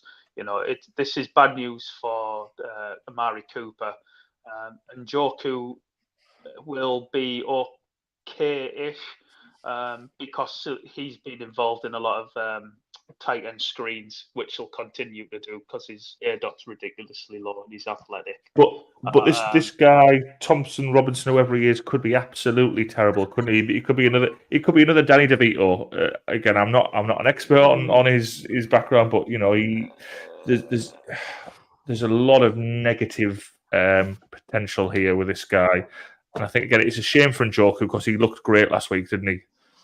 Yeah, I won't be too fussed about Njoku. Like I say, he's going to be involved in the screen game still. He is, but you'd rather have a better quarterback. Yeah. But I mean, he's thrown a screen. He's not throwing it downfield. He's throwing a screen. All he has to do is throw it sideways. Can't throw it sideways, then you're struggling, aren't you? Well, we might be struggling, might we? Because he might be struggling because he's a bit of a no mark, isn't he? Let's see. Let's say this. I don't know much about him, but I'm not hearing many good things about him. Well, obviously, pre-season's a totally different game, but he was the 5th highest graded quarterback in all of all quarterbacks that played in pre-season. So, has he had one start or one feature in the NFL and looked pretty terrible? He played against the Ravens defense. So, he played against the Ravens defense on a week that they expected Deshaun Watson to start, and 90 minutes before the game, Deshaun Watson said, "No, I'm not playing." Yeah.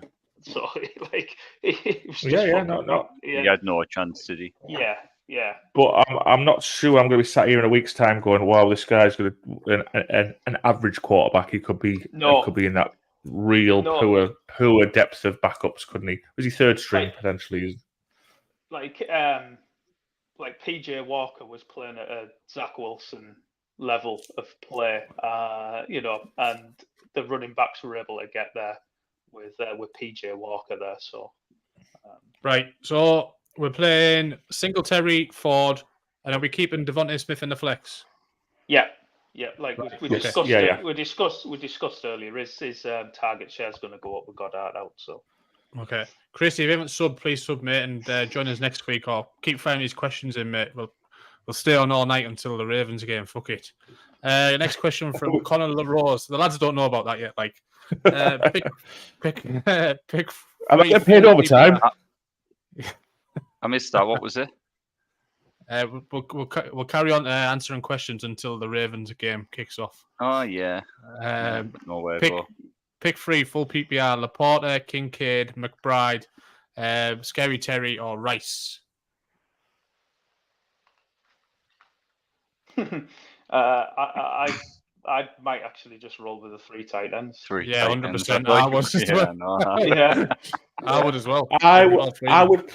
I'd probably have Scary Terry in there, but I think McBride's numbers have been great recently.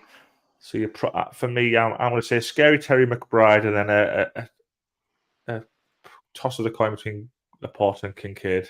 Probably Laporta, given the matchup. Bills have got the Jets, haven't they? They do, yeah. They do. Hamel, who do you fancy? I'd go the 3 tight ends. I think they're all good players, all safe players.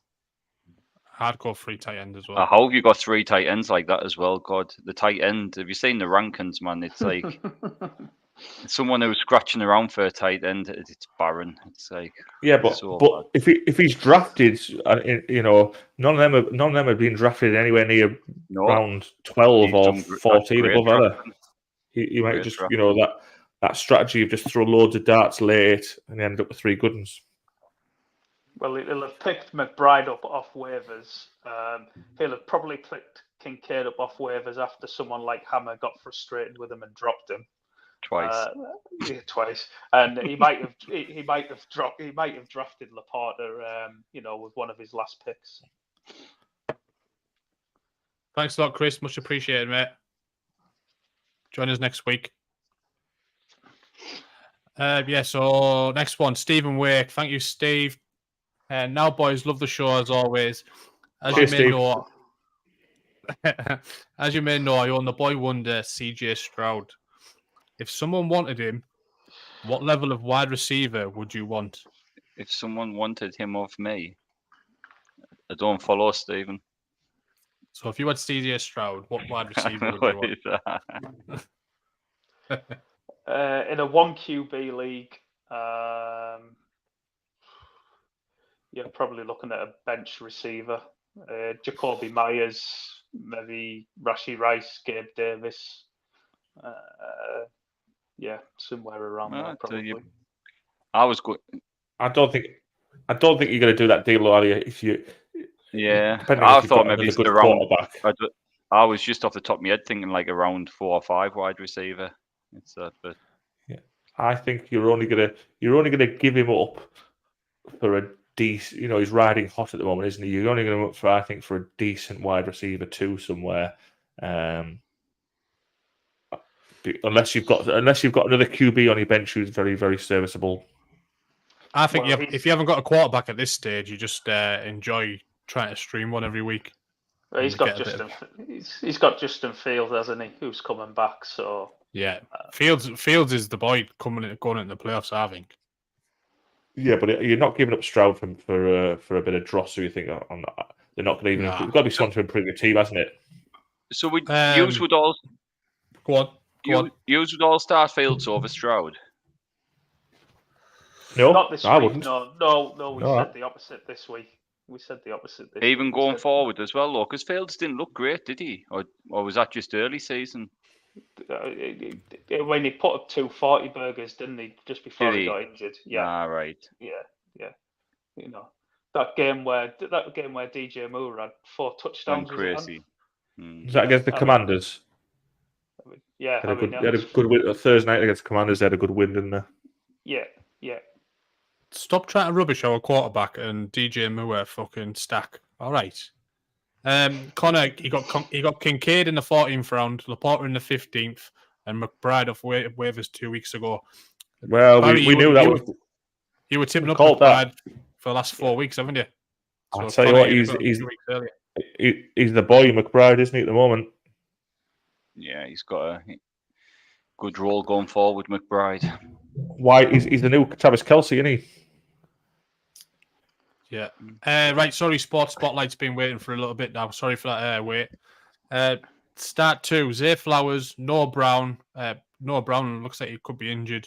Hollywood, Trey McBride. So it sounds like it's between Zay Flowers, Hollywood, and Trey McBride. Hollywood's been a bit disappointing, hasn't he? I was going to say I'm going to go in, jump in first and say I'd probably go McBride just because he did look a little bit rusty last week, Kyler Murray, on some of his passing accuracy deep. So I think again those middle intermediate throws are the bread and butter for QBs and get it fighting at McBride. Marquise Brown is that burner down the field, and I'm not sure yet if he's quite up to speed on them. Kyler Murray. That would be my angle on not picking Brown this week.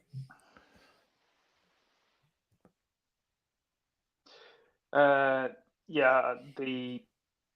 Texans' defense is pretty decent against wide receivers as well in the main, but not so good against tight ends, as we saw. I think it was Cade Orton 2 weeks ago had 2 touchdowns against them. So you can absolutely rinse the Texans against the tight end. Yeah, the third in the league, the Texans, in points given up to tight ends. Have they got a few players coming back as well, the Texans? Is Stingley been playing all season, or has he sort of been injured and coming back? They've opened his practice window coming off IR, so there's a chance. But not necessarily this week, maybe not. Maybe stretched too far. Maybe we'll have to wait and see. Yeah, I'd have been Zay Flowers and McBride, but I was hoping Blandy was going to add a bit of context and the reason why not Marquise Brown there, which he did.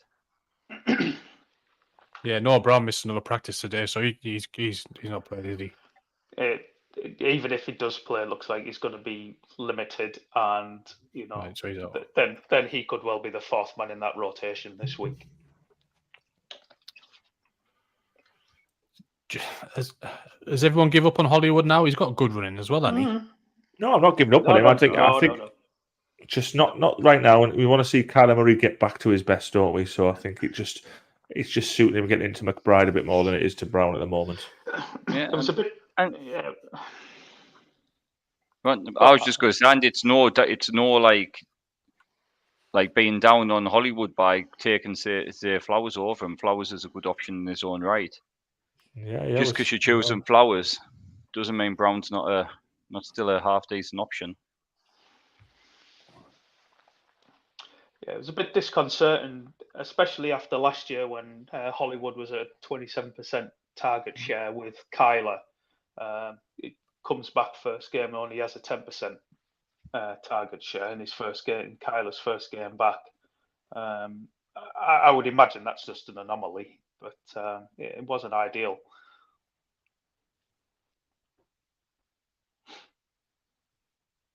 So what was the final? Zay Flowers and McBride was it? Yeah, all in agreement there. I think that's unusual, isn't it? Yeah. Sports Spotlight, if you could submit, much appreciated. Question on the WhatsApp group. Two of these wide receivers for the weekend: Flowers, Ridley, D-Hop, Boyd, Addison, Noah Brown.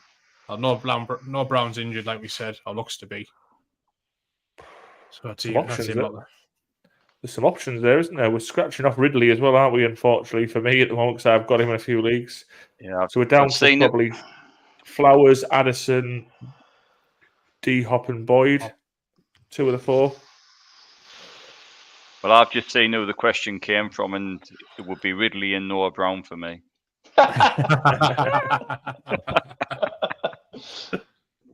Yeah. Flowers and D-Hop for me, I think.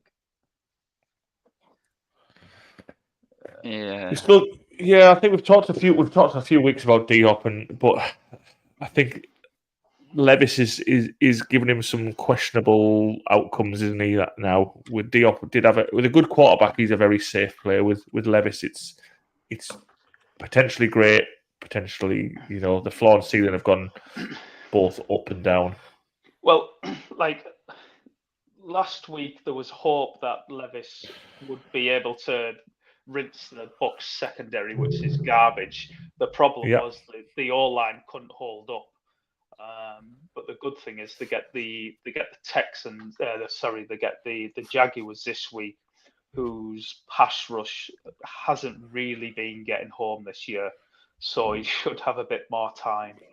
And like he had about 170 air yards last week, did Hopkins. So although it didn't show up in the box score, Levis was still trying to get it there to him. I was going to say, looking at the box score, I didn't see the game. Look at the box score. He's still trying. Levis, isn't he? 39 attempts, but only 19 completions, and 9 targets, 3 for Hopkins. If you get it near Hopkins, he generally catches it. So it's telling you the accuracy is not great from Levis. But if you're saying he's under duress, then maybe that is a bit of a. Well, that was it. That could change this week. Yeah, he got hit 14 times last week, Levis, on dropbacks. Yeah, so it'll have been sore them on and after. Welcome to the NFL after the week before. Yeah. And the question for you, mate: Do you know much about Will Levis? Have you seen much of his sort of preview coming into the season? He's got some very strange sort of dietary requirements, hasn't he? Oh, has he? Have you not heard this one? No, go on. No, it's not requirements, but he's just odd. He puts mayonnaise in his coffee. What? And he eats bananas with a skin on. Yep. Oh. So I think that we should add that for a punishment or some sort of forfeit into some of our. If any challenges come about, you have to have a coffee with mayonnaise in. Flipping heck. Question from Randy Miller. Nice profile picture, Randy. Handsome fella. Great name. Lamar or Sam Howell? You're a brave man dropping Lamar. Yeah. A brave man. Especially against this Cincinnati defense, which isn't good. Yeah. But we did have the conversation before the show, Blandy, didn't we, saying about Lamar, his numbers are pretty good, but he only had a very small number of completions last week because they're just getting the game done on the ground.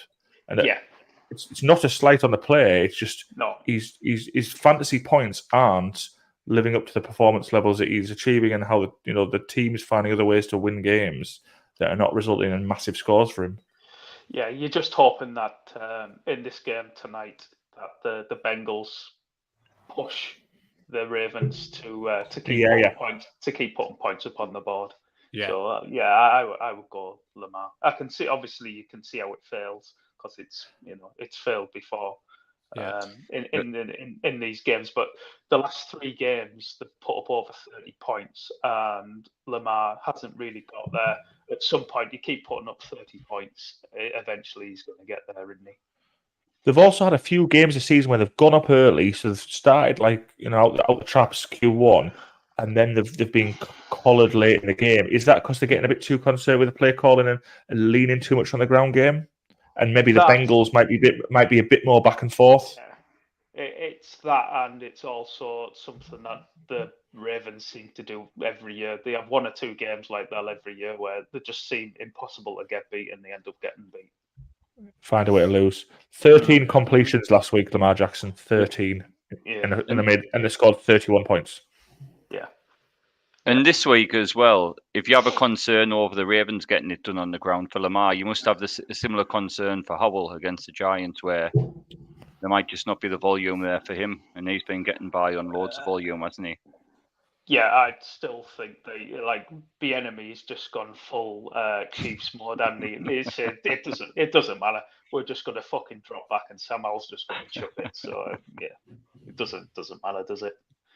It's brilliant for fantasy. Apart from he targets 11 different players. If he was dropping back as much as he was and just targeting 5 or 6, then it'd be superb. But is he improving, Sam Howell? We spoke probably a month ago about the pressures into sacks ratio seemed to be too high, and he wasn't feeling pressure.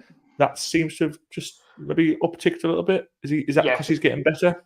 He's improved an awful lot since the enemy started getting the ball out of his hands quicker. So that's why you're seeing Gibson and Robinson, getting 5 or 6 targets again. Yeah. Just quick to boss. Yeah. Makes sense. I've got Lamar and Howell, and if I'd played Howell last week, I'd have won my game. Oh, don't do it to yourself. Don't do the what if. Don't do it. You can't drop Lamar. Like you've got him for a reason, haven't you? Especially when you traded Chewer for them. Yeah. Question for Kevin and Hammer. Question for Kev Hammer. Do all the clocks in Bishop go backwards? That one might not have a battery in behind me, Kev. God knows.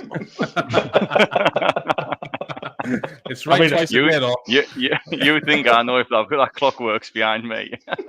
It's like it's right twice a day. I just noticed it was there. I think the answer is that everything goes backwards in Bishop, doesn't it?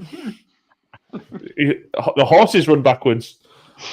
Randy, if you're still watching, could you, if you could sub, that'd be much appreciated. I'm trying to get these subs whipped up this week. You're doing a grand job. Thanks, mate. The Smitty, would you trade Kamara and Evans for Mostert and AJ Brown? Ooh. Yes. No. Yeah. Just Mostert is. I mean, is AJ Brown the best player in the foot of the 4? Yeah. Easily. Yeah. You pull up Mike Evans. Oh, would you? Yeah, I want the Mostert AJ Brown. Sorry, I said no. I want that side of it. Yeah. Yeah. You pull up Mike Evans' schedule going forward, and it looks a bit rough. I think he might have peaked for the year. All right, because I had it in my mind that he was getting on all right with Baker. I know the Bucs is shit, man. I know the Bucs is shit, Mike, but no, he is. Just know some of the defenses that he's going to be coming up against. That's what I mean. Oh, okay, yeah. No, there's not many plus matchups in there.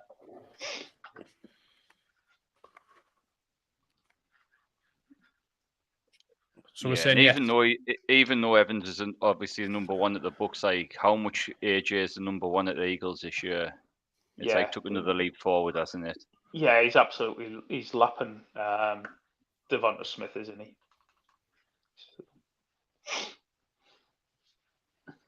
It's a good trade, though. To be fair, it's. I can also offer Collins, DK, or Ayuk. DK's got a cracking running. Yeah. The Seahawks have got one of the best run-ins for wide receivers. Yeah. Tampa Bay's run-ins towards the bottom end of the spectrum for wide receivers. Is there something not a bit off about the Seahawks and DK Metcalf? Because I know the Seahawks have always been a bit of an enigma team, but Geno Smith's not doing what we thought or what I thought he was going to do based on last season, and something that's not quite right with DK. There's only Lockett who's sort of playing to, I think, what you expected of him. Like DK's running so cold on touchdowns, Like he's getting absolutely peppered with end zone targets. He's not coming down with them, But when you think of DK Metcalf, you think of that sort of that crossfield sling, him catching it 30 yards, shrugging a guy off, and bursting the end zone. We haven't seen that. I can't remember seeing that all this season. That pace and power, it just doesn't seem to be there. No, it's definitely still there. I mean, you see. No, I'm not saying the play's not there, but we're not seeing it though. We're not seeing all those plays where he goes and gets it, or he out battles them and he knocks them over and he runs in for 40 yarders. We're not seeing them plays. So either the ball's not going to him in the right spots, he's not getting it open. Geno's not accurate. I just don't know what it is. It just feels like something isn't quite right there. Yeah, I think it's just touchdowns, he's just running cold on touchdowns. I think that's all. I haven't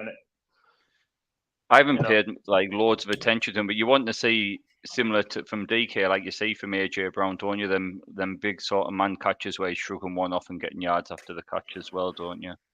Yeah. With his physicality. Like he's got 131 yards, 167 yards, 72 yards, 139 yards, air yards in the last 4 games. So air yards. Yeah. But is it the accuracy of Geno then that's letting him down? Let's have a look. Yes, I suppose so. Like you're looking at 50%, 36%, 33%, 64% of catchable targets. So certainly in the last 4 games, it's been pretty rough. But that quite easily flips out. He sounds like a trade low target then, a buy low target, doesn't he? If you can trade for them, come slide into my inbox, Hammer. We'll have a conversation. Don't send him my way. I was having a little skeg, like just because of the running he's got. But then you had Smitty. Who does Smitty offer with Kamara? Evans. Collins, so who would you rather offer? Would you rather keep Evans or Collins? I think it boils down to. I'd probably rather keep Evans than Collins. Yeah, I think so. Collins. Yeah. So Smitty, if you can offer Kamara and Collins for Mostert and AJ Brown, get it done. Get the deal done. Definitely. Yeah. And then after that, Kamara and Evans, like you've already got. I'd keep DK. Obviously, you just fucking keep hold of him no matter what and start him every week. Yeah. But anyway, moving on. We've got to move on, lads. Because there's lads waiting.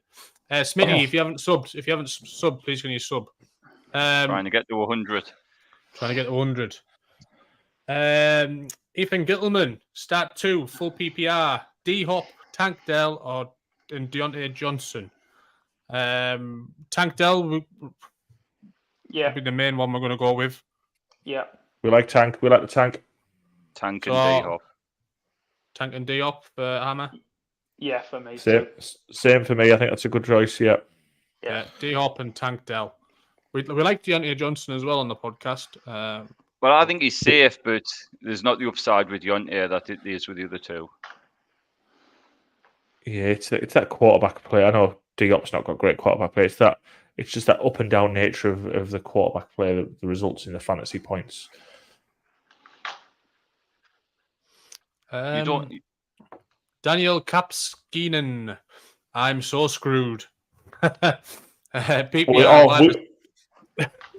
know that feeling, don't we, Anth? We know the feeling of being absolutely screwed. You've drafted a team and it's not doing the business and you're stuck with it. I know that feeling. And you've lost 7 games in a row. And I don't know that. I don't know that feeling. And you're hosting a podcast every week. Fucking brilliant. You must be verge of the sack. I'm so screwed. PPR, wide receiver, Addison, Deontay Johnson, or Ridley. Ridley's out of the equation. Yeah, you've got three head scratches there, haven't you? That's your problem. I'd probably go back to Deontay. I'm going to go Addison just because I like him as a player. Addison, I know for me. Although I do like your point, Blandy. If I don't know how it pans out, if Sertan's going to just sort of match up quite well against Addison a lot, then that is a bad for Addison because Sertan's good and the Broncos have been on an upward trend the last 4 weeks. Yeah, they have. Yeah. Even though it's a low scoring game, Blandy, predicted the Steelers one. Do you not see still just like a 10-12 floor for Johnson? Yeah, because I can see him getting 10 targets. Yeah. Yeah, but he got 2 points last week, Hammer. Yeah, He got 2 points, so we lost by less than a point. I hope he gets 2 points this week. No offense, Daniel Capscanen. But I'm up against him in the pod league, Yeah. I'll go Deontay Johnson. I like Deontay Johnson this week over Addison. Cheers, Daniel. If you haven't subbed, please sub, mate. It would be much appreciated. Trying to get to 100 subs. Penguin's back. A regular viewer. Penguin. Good lad, Penguin. 3-7. Yes, that's it, mate. Need a win. 10-man PPR. If you're 3-7 and you're a regular listener to the pod, you probably might want to find a better podcast from my advice. Cheers, Daniel. Thanks, mate. 3-7, need a win. 10-man PPR. Start sit. 2 running backs, 2 wide receivers, 1 flex. Pollard, Keaton Mitchell, Ford, Eckler. It's his running backs. Wide receivers are Chase, Waddle, Cooper, Godwin, Rice, Brandon Cooks. He's still fucking playing. And also Kyler or Burrow this week. Ooh. This is a question. There's a lot to digest there, but I love it. There's lots to unpick there, isn't there? Well, I don't know about you guys, but personally, I would be Pollard, Eckler, then Chase, Waddle. Mm-hmm. And then for me flex, Ford and Cooks, it would be out of.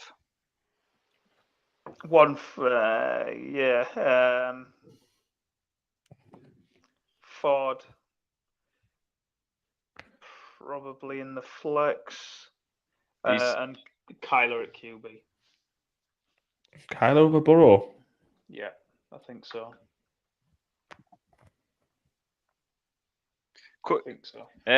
Cooks has come on good lately, hasn't he? Just on a little side from us while now Dak's throwing it more. He after slow. He had a good game last week where they threw it about 60 times, yeah. It was a hard one to read into last week, given the matchup, wasn't it? But he he scored 32 points last week. I know. To be fair, I didn't see the week before. There's a note to say, maybe stash him away if you can afford to put him on your bench to see if that 32 points, not going to get every week, but is him coming into the game, or is it just a total one-off? Yeah. If you can afford a stash, he's maybe one to keep, because the other receivers are not doing much out of Blandy. Gallup's his usual sort of 2 catches a game man. Well, Gallup's been losing time to Jalen Tolbert. Yeah. So he's a bit part player now. So who is filtering in behind CeeDee Lamb? Jake Ferguson. Mm-hmm. Yeah, Jake Ferguson. He's the second receiver. But there's room for 3 on there, though, isn't there? If they're not running it effectively. Yeah, there is. Yeah. But so 2 running backs. We're obviously playing Eckler because Eckler's running. Eckler's your one. Way. Fucking Eckler's running, by the way, is unreal. He looks back his best, doesn't he? The other week, I know it was only the Lions, but. And who are we going for? Ford or Pollard or Mitchell? Eckler, Pollard. Pollard, yeah. Yeah. Chase, Waddle, wide receivers. Yeah. And then Kyler over Burrow? For me, yes. Yeah. For me. I find it. Yeah. And then we had Ford in his flex, didn't we? Yeah, I am struggling a little bit with the Burrow, benching Burrow. I know matchup's not great, but Kyler's still off injury. It just doesn't quite sit right with me. I don't know. He was still moving well, wasn't he, last week, Kyler? He moved ridiculously well to what I thought he was actually going to move. He's scrambling. He's scrambling. One of his plays where he run around in a bit of a circle was great, but his passing accuracy wasn't quite there, and certainly not down the field. Do you know how far he ran on that play, Barry, for 14 yards? 40. Double it. Bloody hell. 75 yards it was, he ran about on that play. I mean, and that's just his natural sort of when I'm in a scramble and I sort of drop and he spins round and all that sort of thing. He is naturally hard to take down and stop, but he's still got some rust with the rest of the parts of the game, hasn't he? Yeah, it was good to see the Russian touchdown as well, wasn't it? Yeah, that was a design. That was like a design run as well. It wasn't a scramble drill. They call that for him. Neil Martin won't be taking the Bishop Brad Pitt's wide receiver advice. That's why he's on the show, for bad advice. Trade question from Domo. Hi guys, was offered Bijan and Deontay for Montgomery and D-Hop. What's your thoughts? Ooh. Currently 6-4 and worried Gibbs will get more touches. My other running backs are Kamara, Brees, and Swift. He's got some other good guys there running back, hasn't he? I would do that deal, no bother. Yeah, I would. I think so. I'd want Bijan and Deontay. Yeah, I would do that deal, no bother. Yeah, take it. Get it done, Domo. Get the deal done. Signed, sealed, delivered. Domo, if you haven't subbed, please sub. I'd appreciate it. Smitty's back with another question. Trade Ferguson for James Cook. No. Who does Smitty have? Ferguson, yeah. What other tight end? What other tight end have you got? Is the question. Because if you've got a better tight end than Jake Ferguson, then I would do that deal. But it depends what your other tight end is. It's going to take some doing, but get a better tight end than him. Can he drop Pierce already? Yes. Yes. It's good. He's a good drop as well, to be honest with you, because someone's likely going to pick him up as well, which then is a detriment to their roster. So it's a good snide drop that. Question from Orcs. Love it, Orcs. Jamar Chase for Brees and Evans. I would do it. Would you? Even a Brees Hall owner, aren't you? Yeah, I like Brees Hall. It does depend. It's one of them. It's like in an isolation, and as well, it does depend on the rest of your roster as well. Like, how good's Brees going to be on your roster? But I would. Like but you might be really strong at wide receiver. It's way too good value. Like Brees and Chase are probably there's probably not a great deal between them. So to get Evans chucked in, is real good on top of that.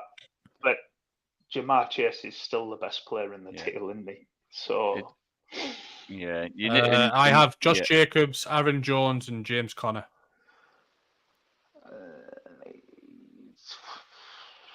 To be honest, you're probably just better rolling with Jamar Chase, I think, personally. Like, Jacobs is fine, especially with this new coach who just wants to run the shit out of the ball and make sure he gets 100 yards every game. Aaron Jones is safe enough floor, not great ceiling. Then you can say the same about Connor, really. But as RB2s, they're fine, and Jacobs should be a low end RB1. Yeah, I wouldn't weaken myself at wide receiver when they your options. Mm-hmm. Yeah, well, Thielen's done. So season's caught up with him, hasn't it? You had to at some point. That's it. It couldn't go on eventually. It couldn't. So yeah, age will catch up with you eventually. Yeah, and that's sometimes where it's good to see the full roster for trade. Where when you see Oaks' roster, you will keep Ja'Marr Chase in that instance. Yeah. I was going to ask you a question before Hammer on trades. Any advice when you're sort of trying to negotiate a trade of what sort of wording you would use when you're selling the deal? The sort of the Swiss Tony car salesman approach. Any tips you've got there? You got to try and get them to see the upside in their favour, don't you? Sell it as though you're doing them the good deal as well. I must admit, trying to negotiate a trade with Hammer when he says, "I'm trying to do you a favour, mate." He had me falling over laughing. Blandy, when you offered me Kincaid and Flowers for Javonte Williams, I had messaged. I can't remember what I offered of you for Baz. I was like, "How would you feel about taking Zay Flowers?" I didn't even have him. I was hoping he wouldn't then go to you. I was trying. I didn't click on that one, Hammer. To be honest, I was probably just not budging off me players. But yeah, I do like some of your wording. Your sales technique's very good. So maybe we could do a clinic one week, Anthon, on sort of lines to put alongside these players that you're trying to trade when it's a close deal to get it done. I haven't made a trade this year, and then I went on like the Pods League, and I'd seen there was a couple of trades done. Not last week, was it the week before? A couple of decent ones as well. I think so. Were you offended by that, Hammer? Were you that some people are trading? You're not involved. If anyone ever slides into your DMs and tells you why this is a good deal for you, you know it's an auto reject. Oh yes. Question from George Cook: would you do Aaron Jones and Kincaid to get Saquon? I have Hawkinson already. Well, if you've got Hawkinson, then Kincaid probably doesn't have much value. So then are you saying, would you do Jones for Saquon? You probably are, but again, the Giants just in a bad spot, aren't they? Yeah, it's a bad running as well by Saquon as well. But I read something on Twitter today, and it was sort of like talking Saquon up, and I only had a quick read of it, but I was thinking I was feeling almost opposite because the offense doesn't look good at all, obviously. And it was must have been in the trade deal or something, but it was. He's still going to get his touches, and he'll still, again, if he's got Danny DeVito, I would say chucking it, but that's probably a bit adventurous for DeVito. If Danny DeVito's sort of distributing the ball to some degree, he probably might not get it much further than Barkley, so he might get plenty of those 1-point dump-offs, and he's liable to break a few tackles and get maybe 10 yards out of a 2-yard run, a 2-yard catch. I think Saquon is a stub toe away from shutting himself down for the season. But the downside is he's with all that volume comes the injury, and I think I said it a couple of weeks ago where we were talking about him. He had some really heavy workloads and for not some hard yards. I'm not sure he's got the durability, and your durability probably wanes when you're tanking for the number one pick, doesn't it? Is he a free agent again next year? Yeah. So his deal's fully guaranteed this year because he's on the franchise tag. So even if he doesn't play, he gets paid. They're in a. He's let nobody down, has he? He's let nobody down this year, has he? No. He's been perfectly fine. He deserves his guarantee. But if you go on Twitter, there was some talk of him today where he was talking to the press about the business side of things, and it pretty much sounded like he's as someone put it on Twitter, he's a paper cut away from being out for the season. Which you wouldn't blame him at all, would you? No. Like making a business decision at this point, and the season's done for the Giants. It suits the Giants as well, doesn't it? They're trying the hardest not to win, so. Yeah. What did you think about Jones is also a hamstring tweak away from being gone for another 5 weeks. Yeah. Tell me fucking about it, George. Tell me about it. That's what happens when you're 30 years old. What about Danny DeVito's numbers last week, Blandy? He had something like 89 passing yards and 2 touchdowns. Like that's efficient. I think efficient. So you're sort of picking up, looking for that upside to sort of be stretched out, are you? Yeah, I think it was at about 46 dropbacks, so that was the problem, wasn't it? Fuck me. There can't be many people get 89 yards and 2 touchdowns. No. That's Russell Wilson. That's peak Russell Wilson. Hey. We're not having any of that. We've turned the corner on the Broncos bashing now. We're turning over the Bills in their own backyard. Yeah. I don't know the answer to that, George, actually, who has the most upside, because I don't think Saquon has any upside in this offense. So, and you can also keep if we're looking that way, George, you could keep Kincaid as a backup for Hockenson if anything did happen. He got some treatment last week. Hockenson, didn't he? Oof. He's knackered, eh? Like, he's really banged up. Like, the reports came out. The reports came out before the game that he was only going to be used in a limited capacity, and they were directionally accurate because he played his lowest snap share of the season. The only thing was when he was on the pitch, they just chucked the ball his way and didn't go anywhere else. But yeah, and when he caught it, he got absolutely nailed. Yeah. He only played about 60% of the snaps, but literally every time he was on the field, they threw it to him. That is the thing. More touches, like even tight end, wide receiver, you get them hit more, aren't you? Yeah. So what's the verdict? Are we staying with Aaron Jones and Kincaid? I would personally.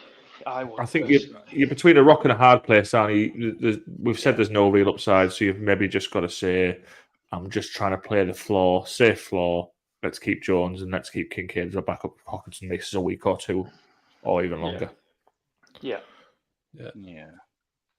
George, if you haven't subbed, please submit. I'd appreciate it. A question from Derek: Hollywood or Dell? What's ROS question mark mean, boys? I was going to ask you what does ROS mean? Rest of season. Oh, is that the abbreviation for rest of season? Fuck, I need to get down with the kids, don't I?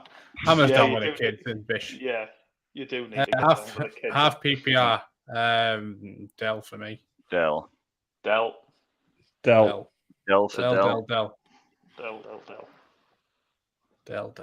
Although Hollywood's got a good run in.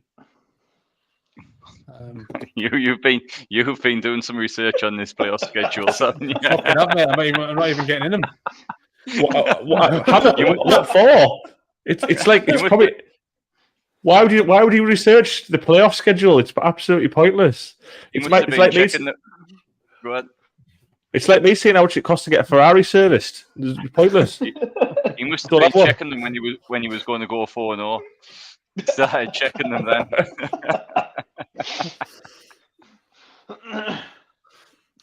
Beat Blandy this week, then it's all going to turn. Come back next week on the pod and let us know how we get on, mate. Yeah, we'll do, mate. I think a lot of it depends on tonight.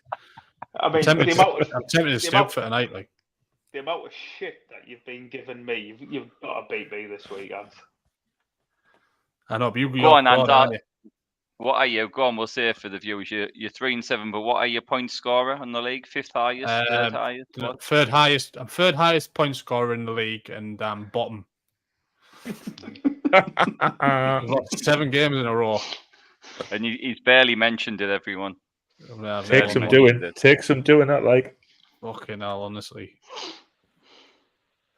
Have we got any players that we bought up tonight, and I look at the fucking scores, and I can see the weeks that they've played me, and think. Is there any more questions there? Yeah, Freezy. Ain't so easy being Freezy. Yeah, it's not easy being Freezy. Derek, if you haven't subbed, please submit. A-Chain and Walker for Etienne and Dell. Other running back is Swift. Who's your best player in the 4 there?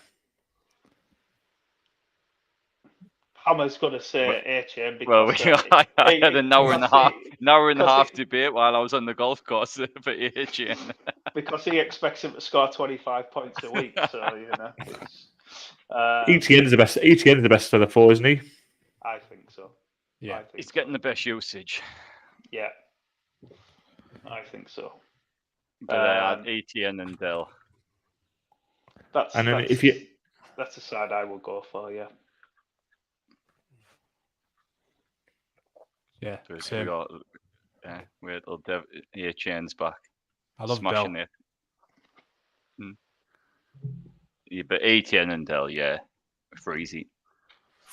Etienne and Dell. If you haven't subbed, please submit.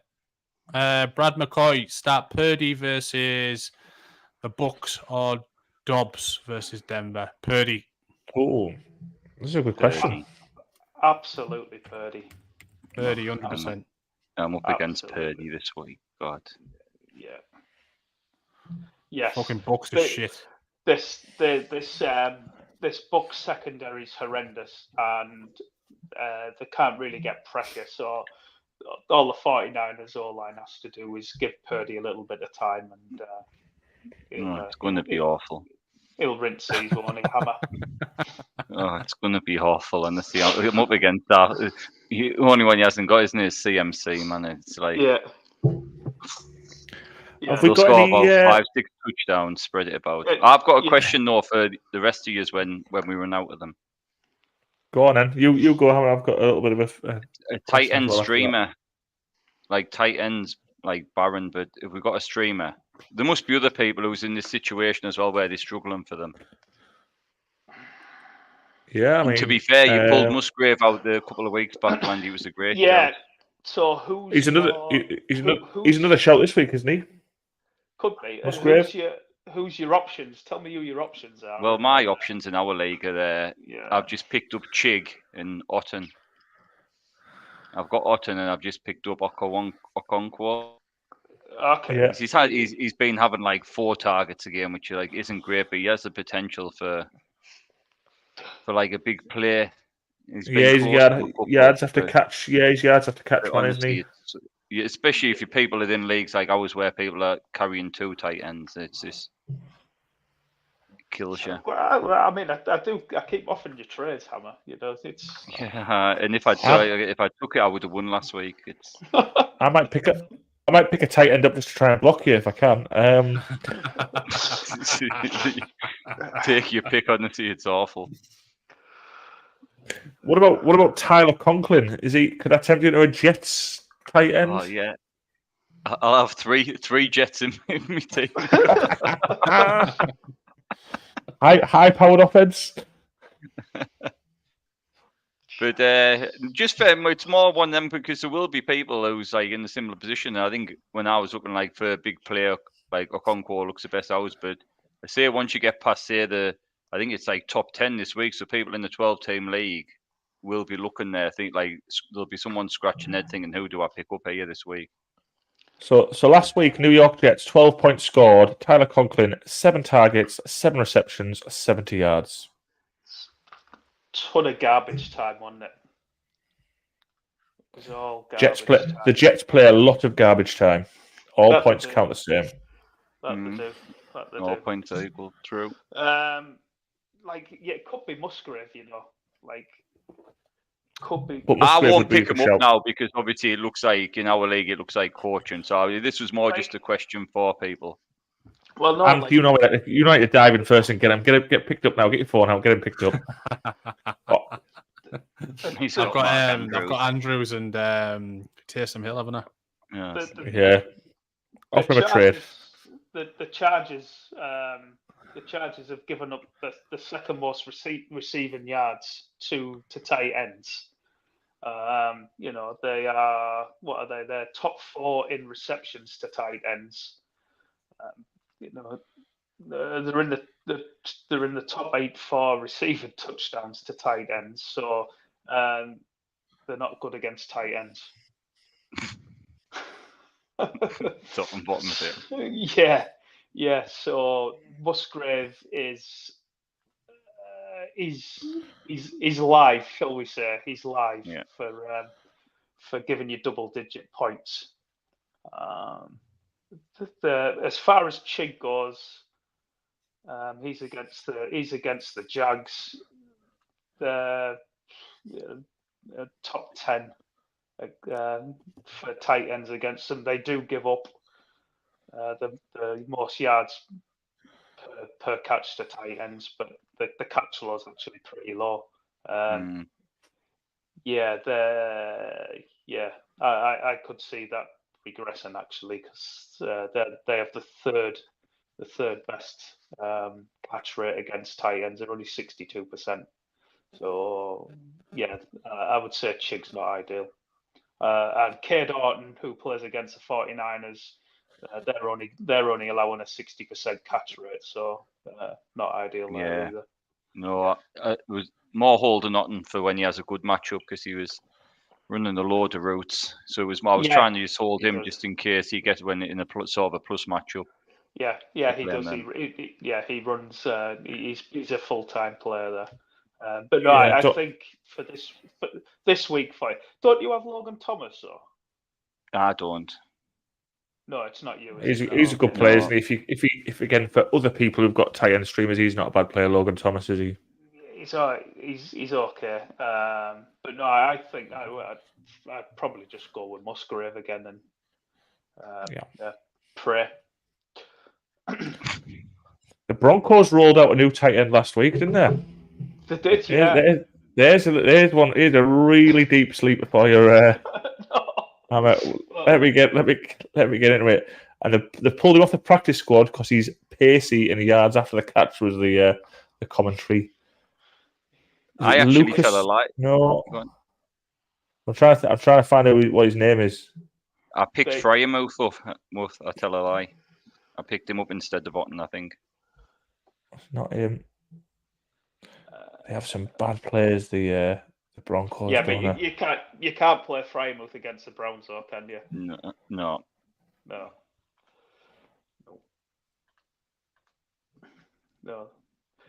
Is it Lucas Krull? Is that that's what I'm looking at? Yeah. Lucas Krull.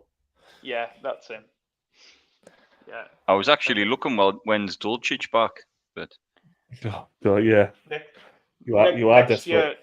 Next year for a different team, I think, is the answer to that question.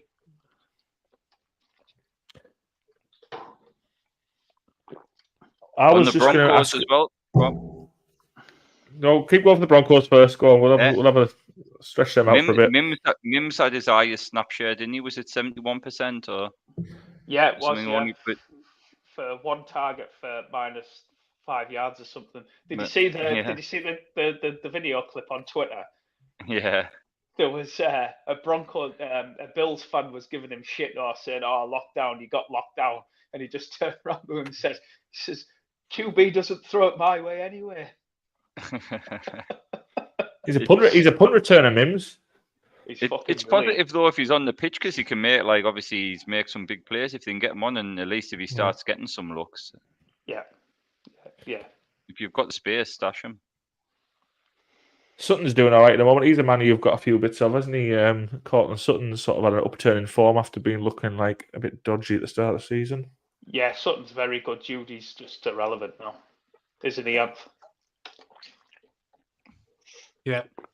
Yep. I was just going to say, have we got any players under the radar that we sort of want to talk about? I know we can't really get into sort of pickups because there's no unknowns nowadays. But I've got a pick. I did pick up last week, didn't I? And say Kyle Phillips at the Titans was somebody to keep an eye on, and I do believe he led the team in receiving yards. If anyone wants to give any praise.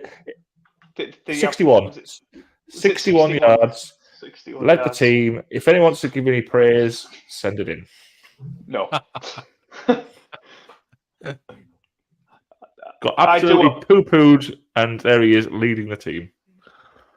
I do have one for you, Ralph. Go on. He's 2% rostered when I last checked. A.T. Perry. At the Saints. Well, yeah, still 2% rostered. So Michael Thomas went out last week, and his knee injury is significant. A.T. Perry came in and he led the Saints in snaps and routes at the tight end position.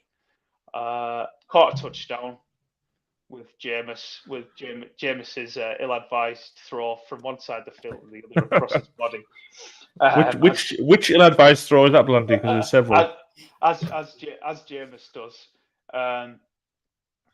But yeah, so as long as Michael Thomas is out, it looks like A.T. Perry is going to be the direct replacement for Michael Thomas. He's a bit of a Marvin Jones clone from when Marvin Jones was in Detroit. So it'd probably be a lot better with Jameis than he would be with Derek Carr. But they're on a bye this week, and no one's going to pick him up whatsoever. But if you need a bit of wide receiver help and you're in a deeper league and you've got a spot on your bench where you could stash someone, he's probably worth a stash to see how it plays out after the bye week. Yeah, if anyone's in a 32-team league, give us a shout. To be honest, I've picked him up with a 14-teamer. To be honest, fair play, because it's hard at this time of the season to find anyone who you might potentially break out with. And that's why we sort of cover that subject quite early in the season, and we don't really spend too much time on it. What about not necessarily a sleeper as such, but what about Guyton at the Chargers? If Williams and there's some doubts with Keenan Allen. I know they were playing the Lions last week, and it's a back and forth ding dong affair, but. Yeah. He had some promise in previous years with a bit of a down the field threat. If he's back fit, there's not a lot of options. Can he get a bit of a look in? Yeah, is there a pathway there for Guyton? There's a pathway to playing time. Yeah. Yeah, pathway to playing time. I'll say that. Fantasy production, don't know, but playing time, yes. Are you saying the talent's not there either? Yeah, I don't think he's very good. Yeah. Yeah. But he'll be on the pitch a lot, and he'll be running high-value routes down the field. Just whether the ball ends up getting there or not, I don't know. What about? I tell you, there's another man who I had on my list who was one of your men, Hammer, Rondale Moore. He had a good week, didn't he? Did he have a good week? I drafted him, I think, a couple of years back, and I've got him in our Dynasty League, but I don't know when you start him. He led the receipt. Had a 33% target share. So it was him and McBride pretty much in that middle of the field, short area that Kyler absolutely peppered last week. And does the offense change with going from Dobbs to Kyler? Does that change round who's going where, or not really? Not really, I don't think. Couple of late questions, Lance. Question from Henry Vincent. Michael Wilson. Go on. Hang on. Question first. Come on, lads. The questions will come first. Questions come first. You know the etiquette. Come on, H3. Question from Henry. Lamar or CJ Stroud? Fucking hell, Lamar kicks off in an hour and a half. Well, I'd still play Lamar just because it's Lamar and where you drafted him. Lamar. Yes, I'd be the same. Lamar, yeah. Smitty's still there. Thanks, Smitty. I tell you what, he's got some staying power, this lad. Well done, mate. Pick one to start: Cooper, Boyd, Sutton, or Hollywood. I'm going to go with a man, Sutton. Go big Cortland. Yes, I would agree. Lovely bit of toe drag, wasn't it, last week? That's great catch. Tremendous. Absolutely tremendous. Right, boys, we're on 2 hours, 24 minutes. So if anyone's got any more questions, fire them in quick, because Blandy needs to go to bed. Get back up. We'll all be asleep. I do need to go to bed. I need a piss as well. I've fucking almost finished my bottle of water. Are you staying up, Hammer, or Baz? Are you staying up? I think I'll just watch your highlights in the morning. Might watch the full game tomorrow as well. But... It kills you, doesn't it? Stay up with 4 bells, and it puts you. Yeah, I'll probably watch the full game tomorrow in a condensed fashion. But yeah, it should be a good one, shouldn't it? It should be a good one. Who are you tipping? Come on, let's have a last before we go. We're tipping for the game. Ravens or the Bengals? Ravens. Can I take Bengals with a point? How many points do you want? 3.5 it is. I'll give you 2.5. No, I want them over a field goal. Another question from Smitty as well. Well, Smitty's. I tell you what, you can tell if questions are free, can't you? Go on, Smitty lad. Are you starting Ty Chandler over Hunt? If Mattison's not playing, yeah. You've got to wait to see that injury news, haven't you? Got to make a late decision. Yeah, but we'll know about Mattison on Sunday morning. Yeah. Still a couple of game days, isn't it? Yeah. Tune into the Sunday show, Smitty, and yeah, Sunday we'll show, have it covered. Look at that, might be still going. Yeah. Start Ty Chandler. It's a good matchup against this Broncos run defense.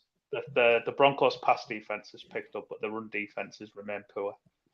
Yeah. It's just right. I think you're going to call it a night, lads. Get some sleep. Come on, sign us off, man. Sign us off. We've got lives to live. I think I'm going to get up at 6 o'clock and watch the full game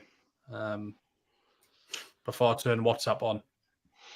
Then hope my Lamar and Mark Andrews stack pay dividends. You've got to mute all your WhatsApp groups there, haven't you? Yeah, I don't. No spoilers. When I watch games back, in the morning, I don't pick my phone up. I leave my phone face down on the table next to the bed, and then I watch the game. I do the same. Right. Thank you all for joining. There's 5 viewers still on there. If you haven't subscribed, love you, Mum.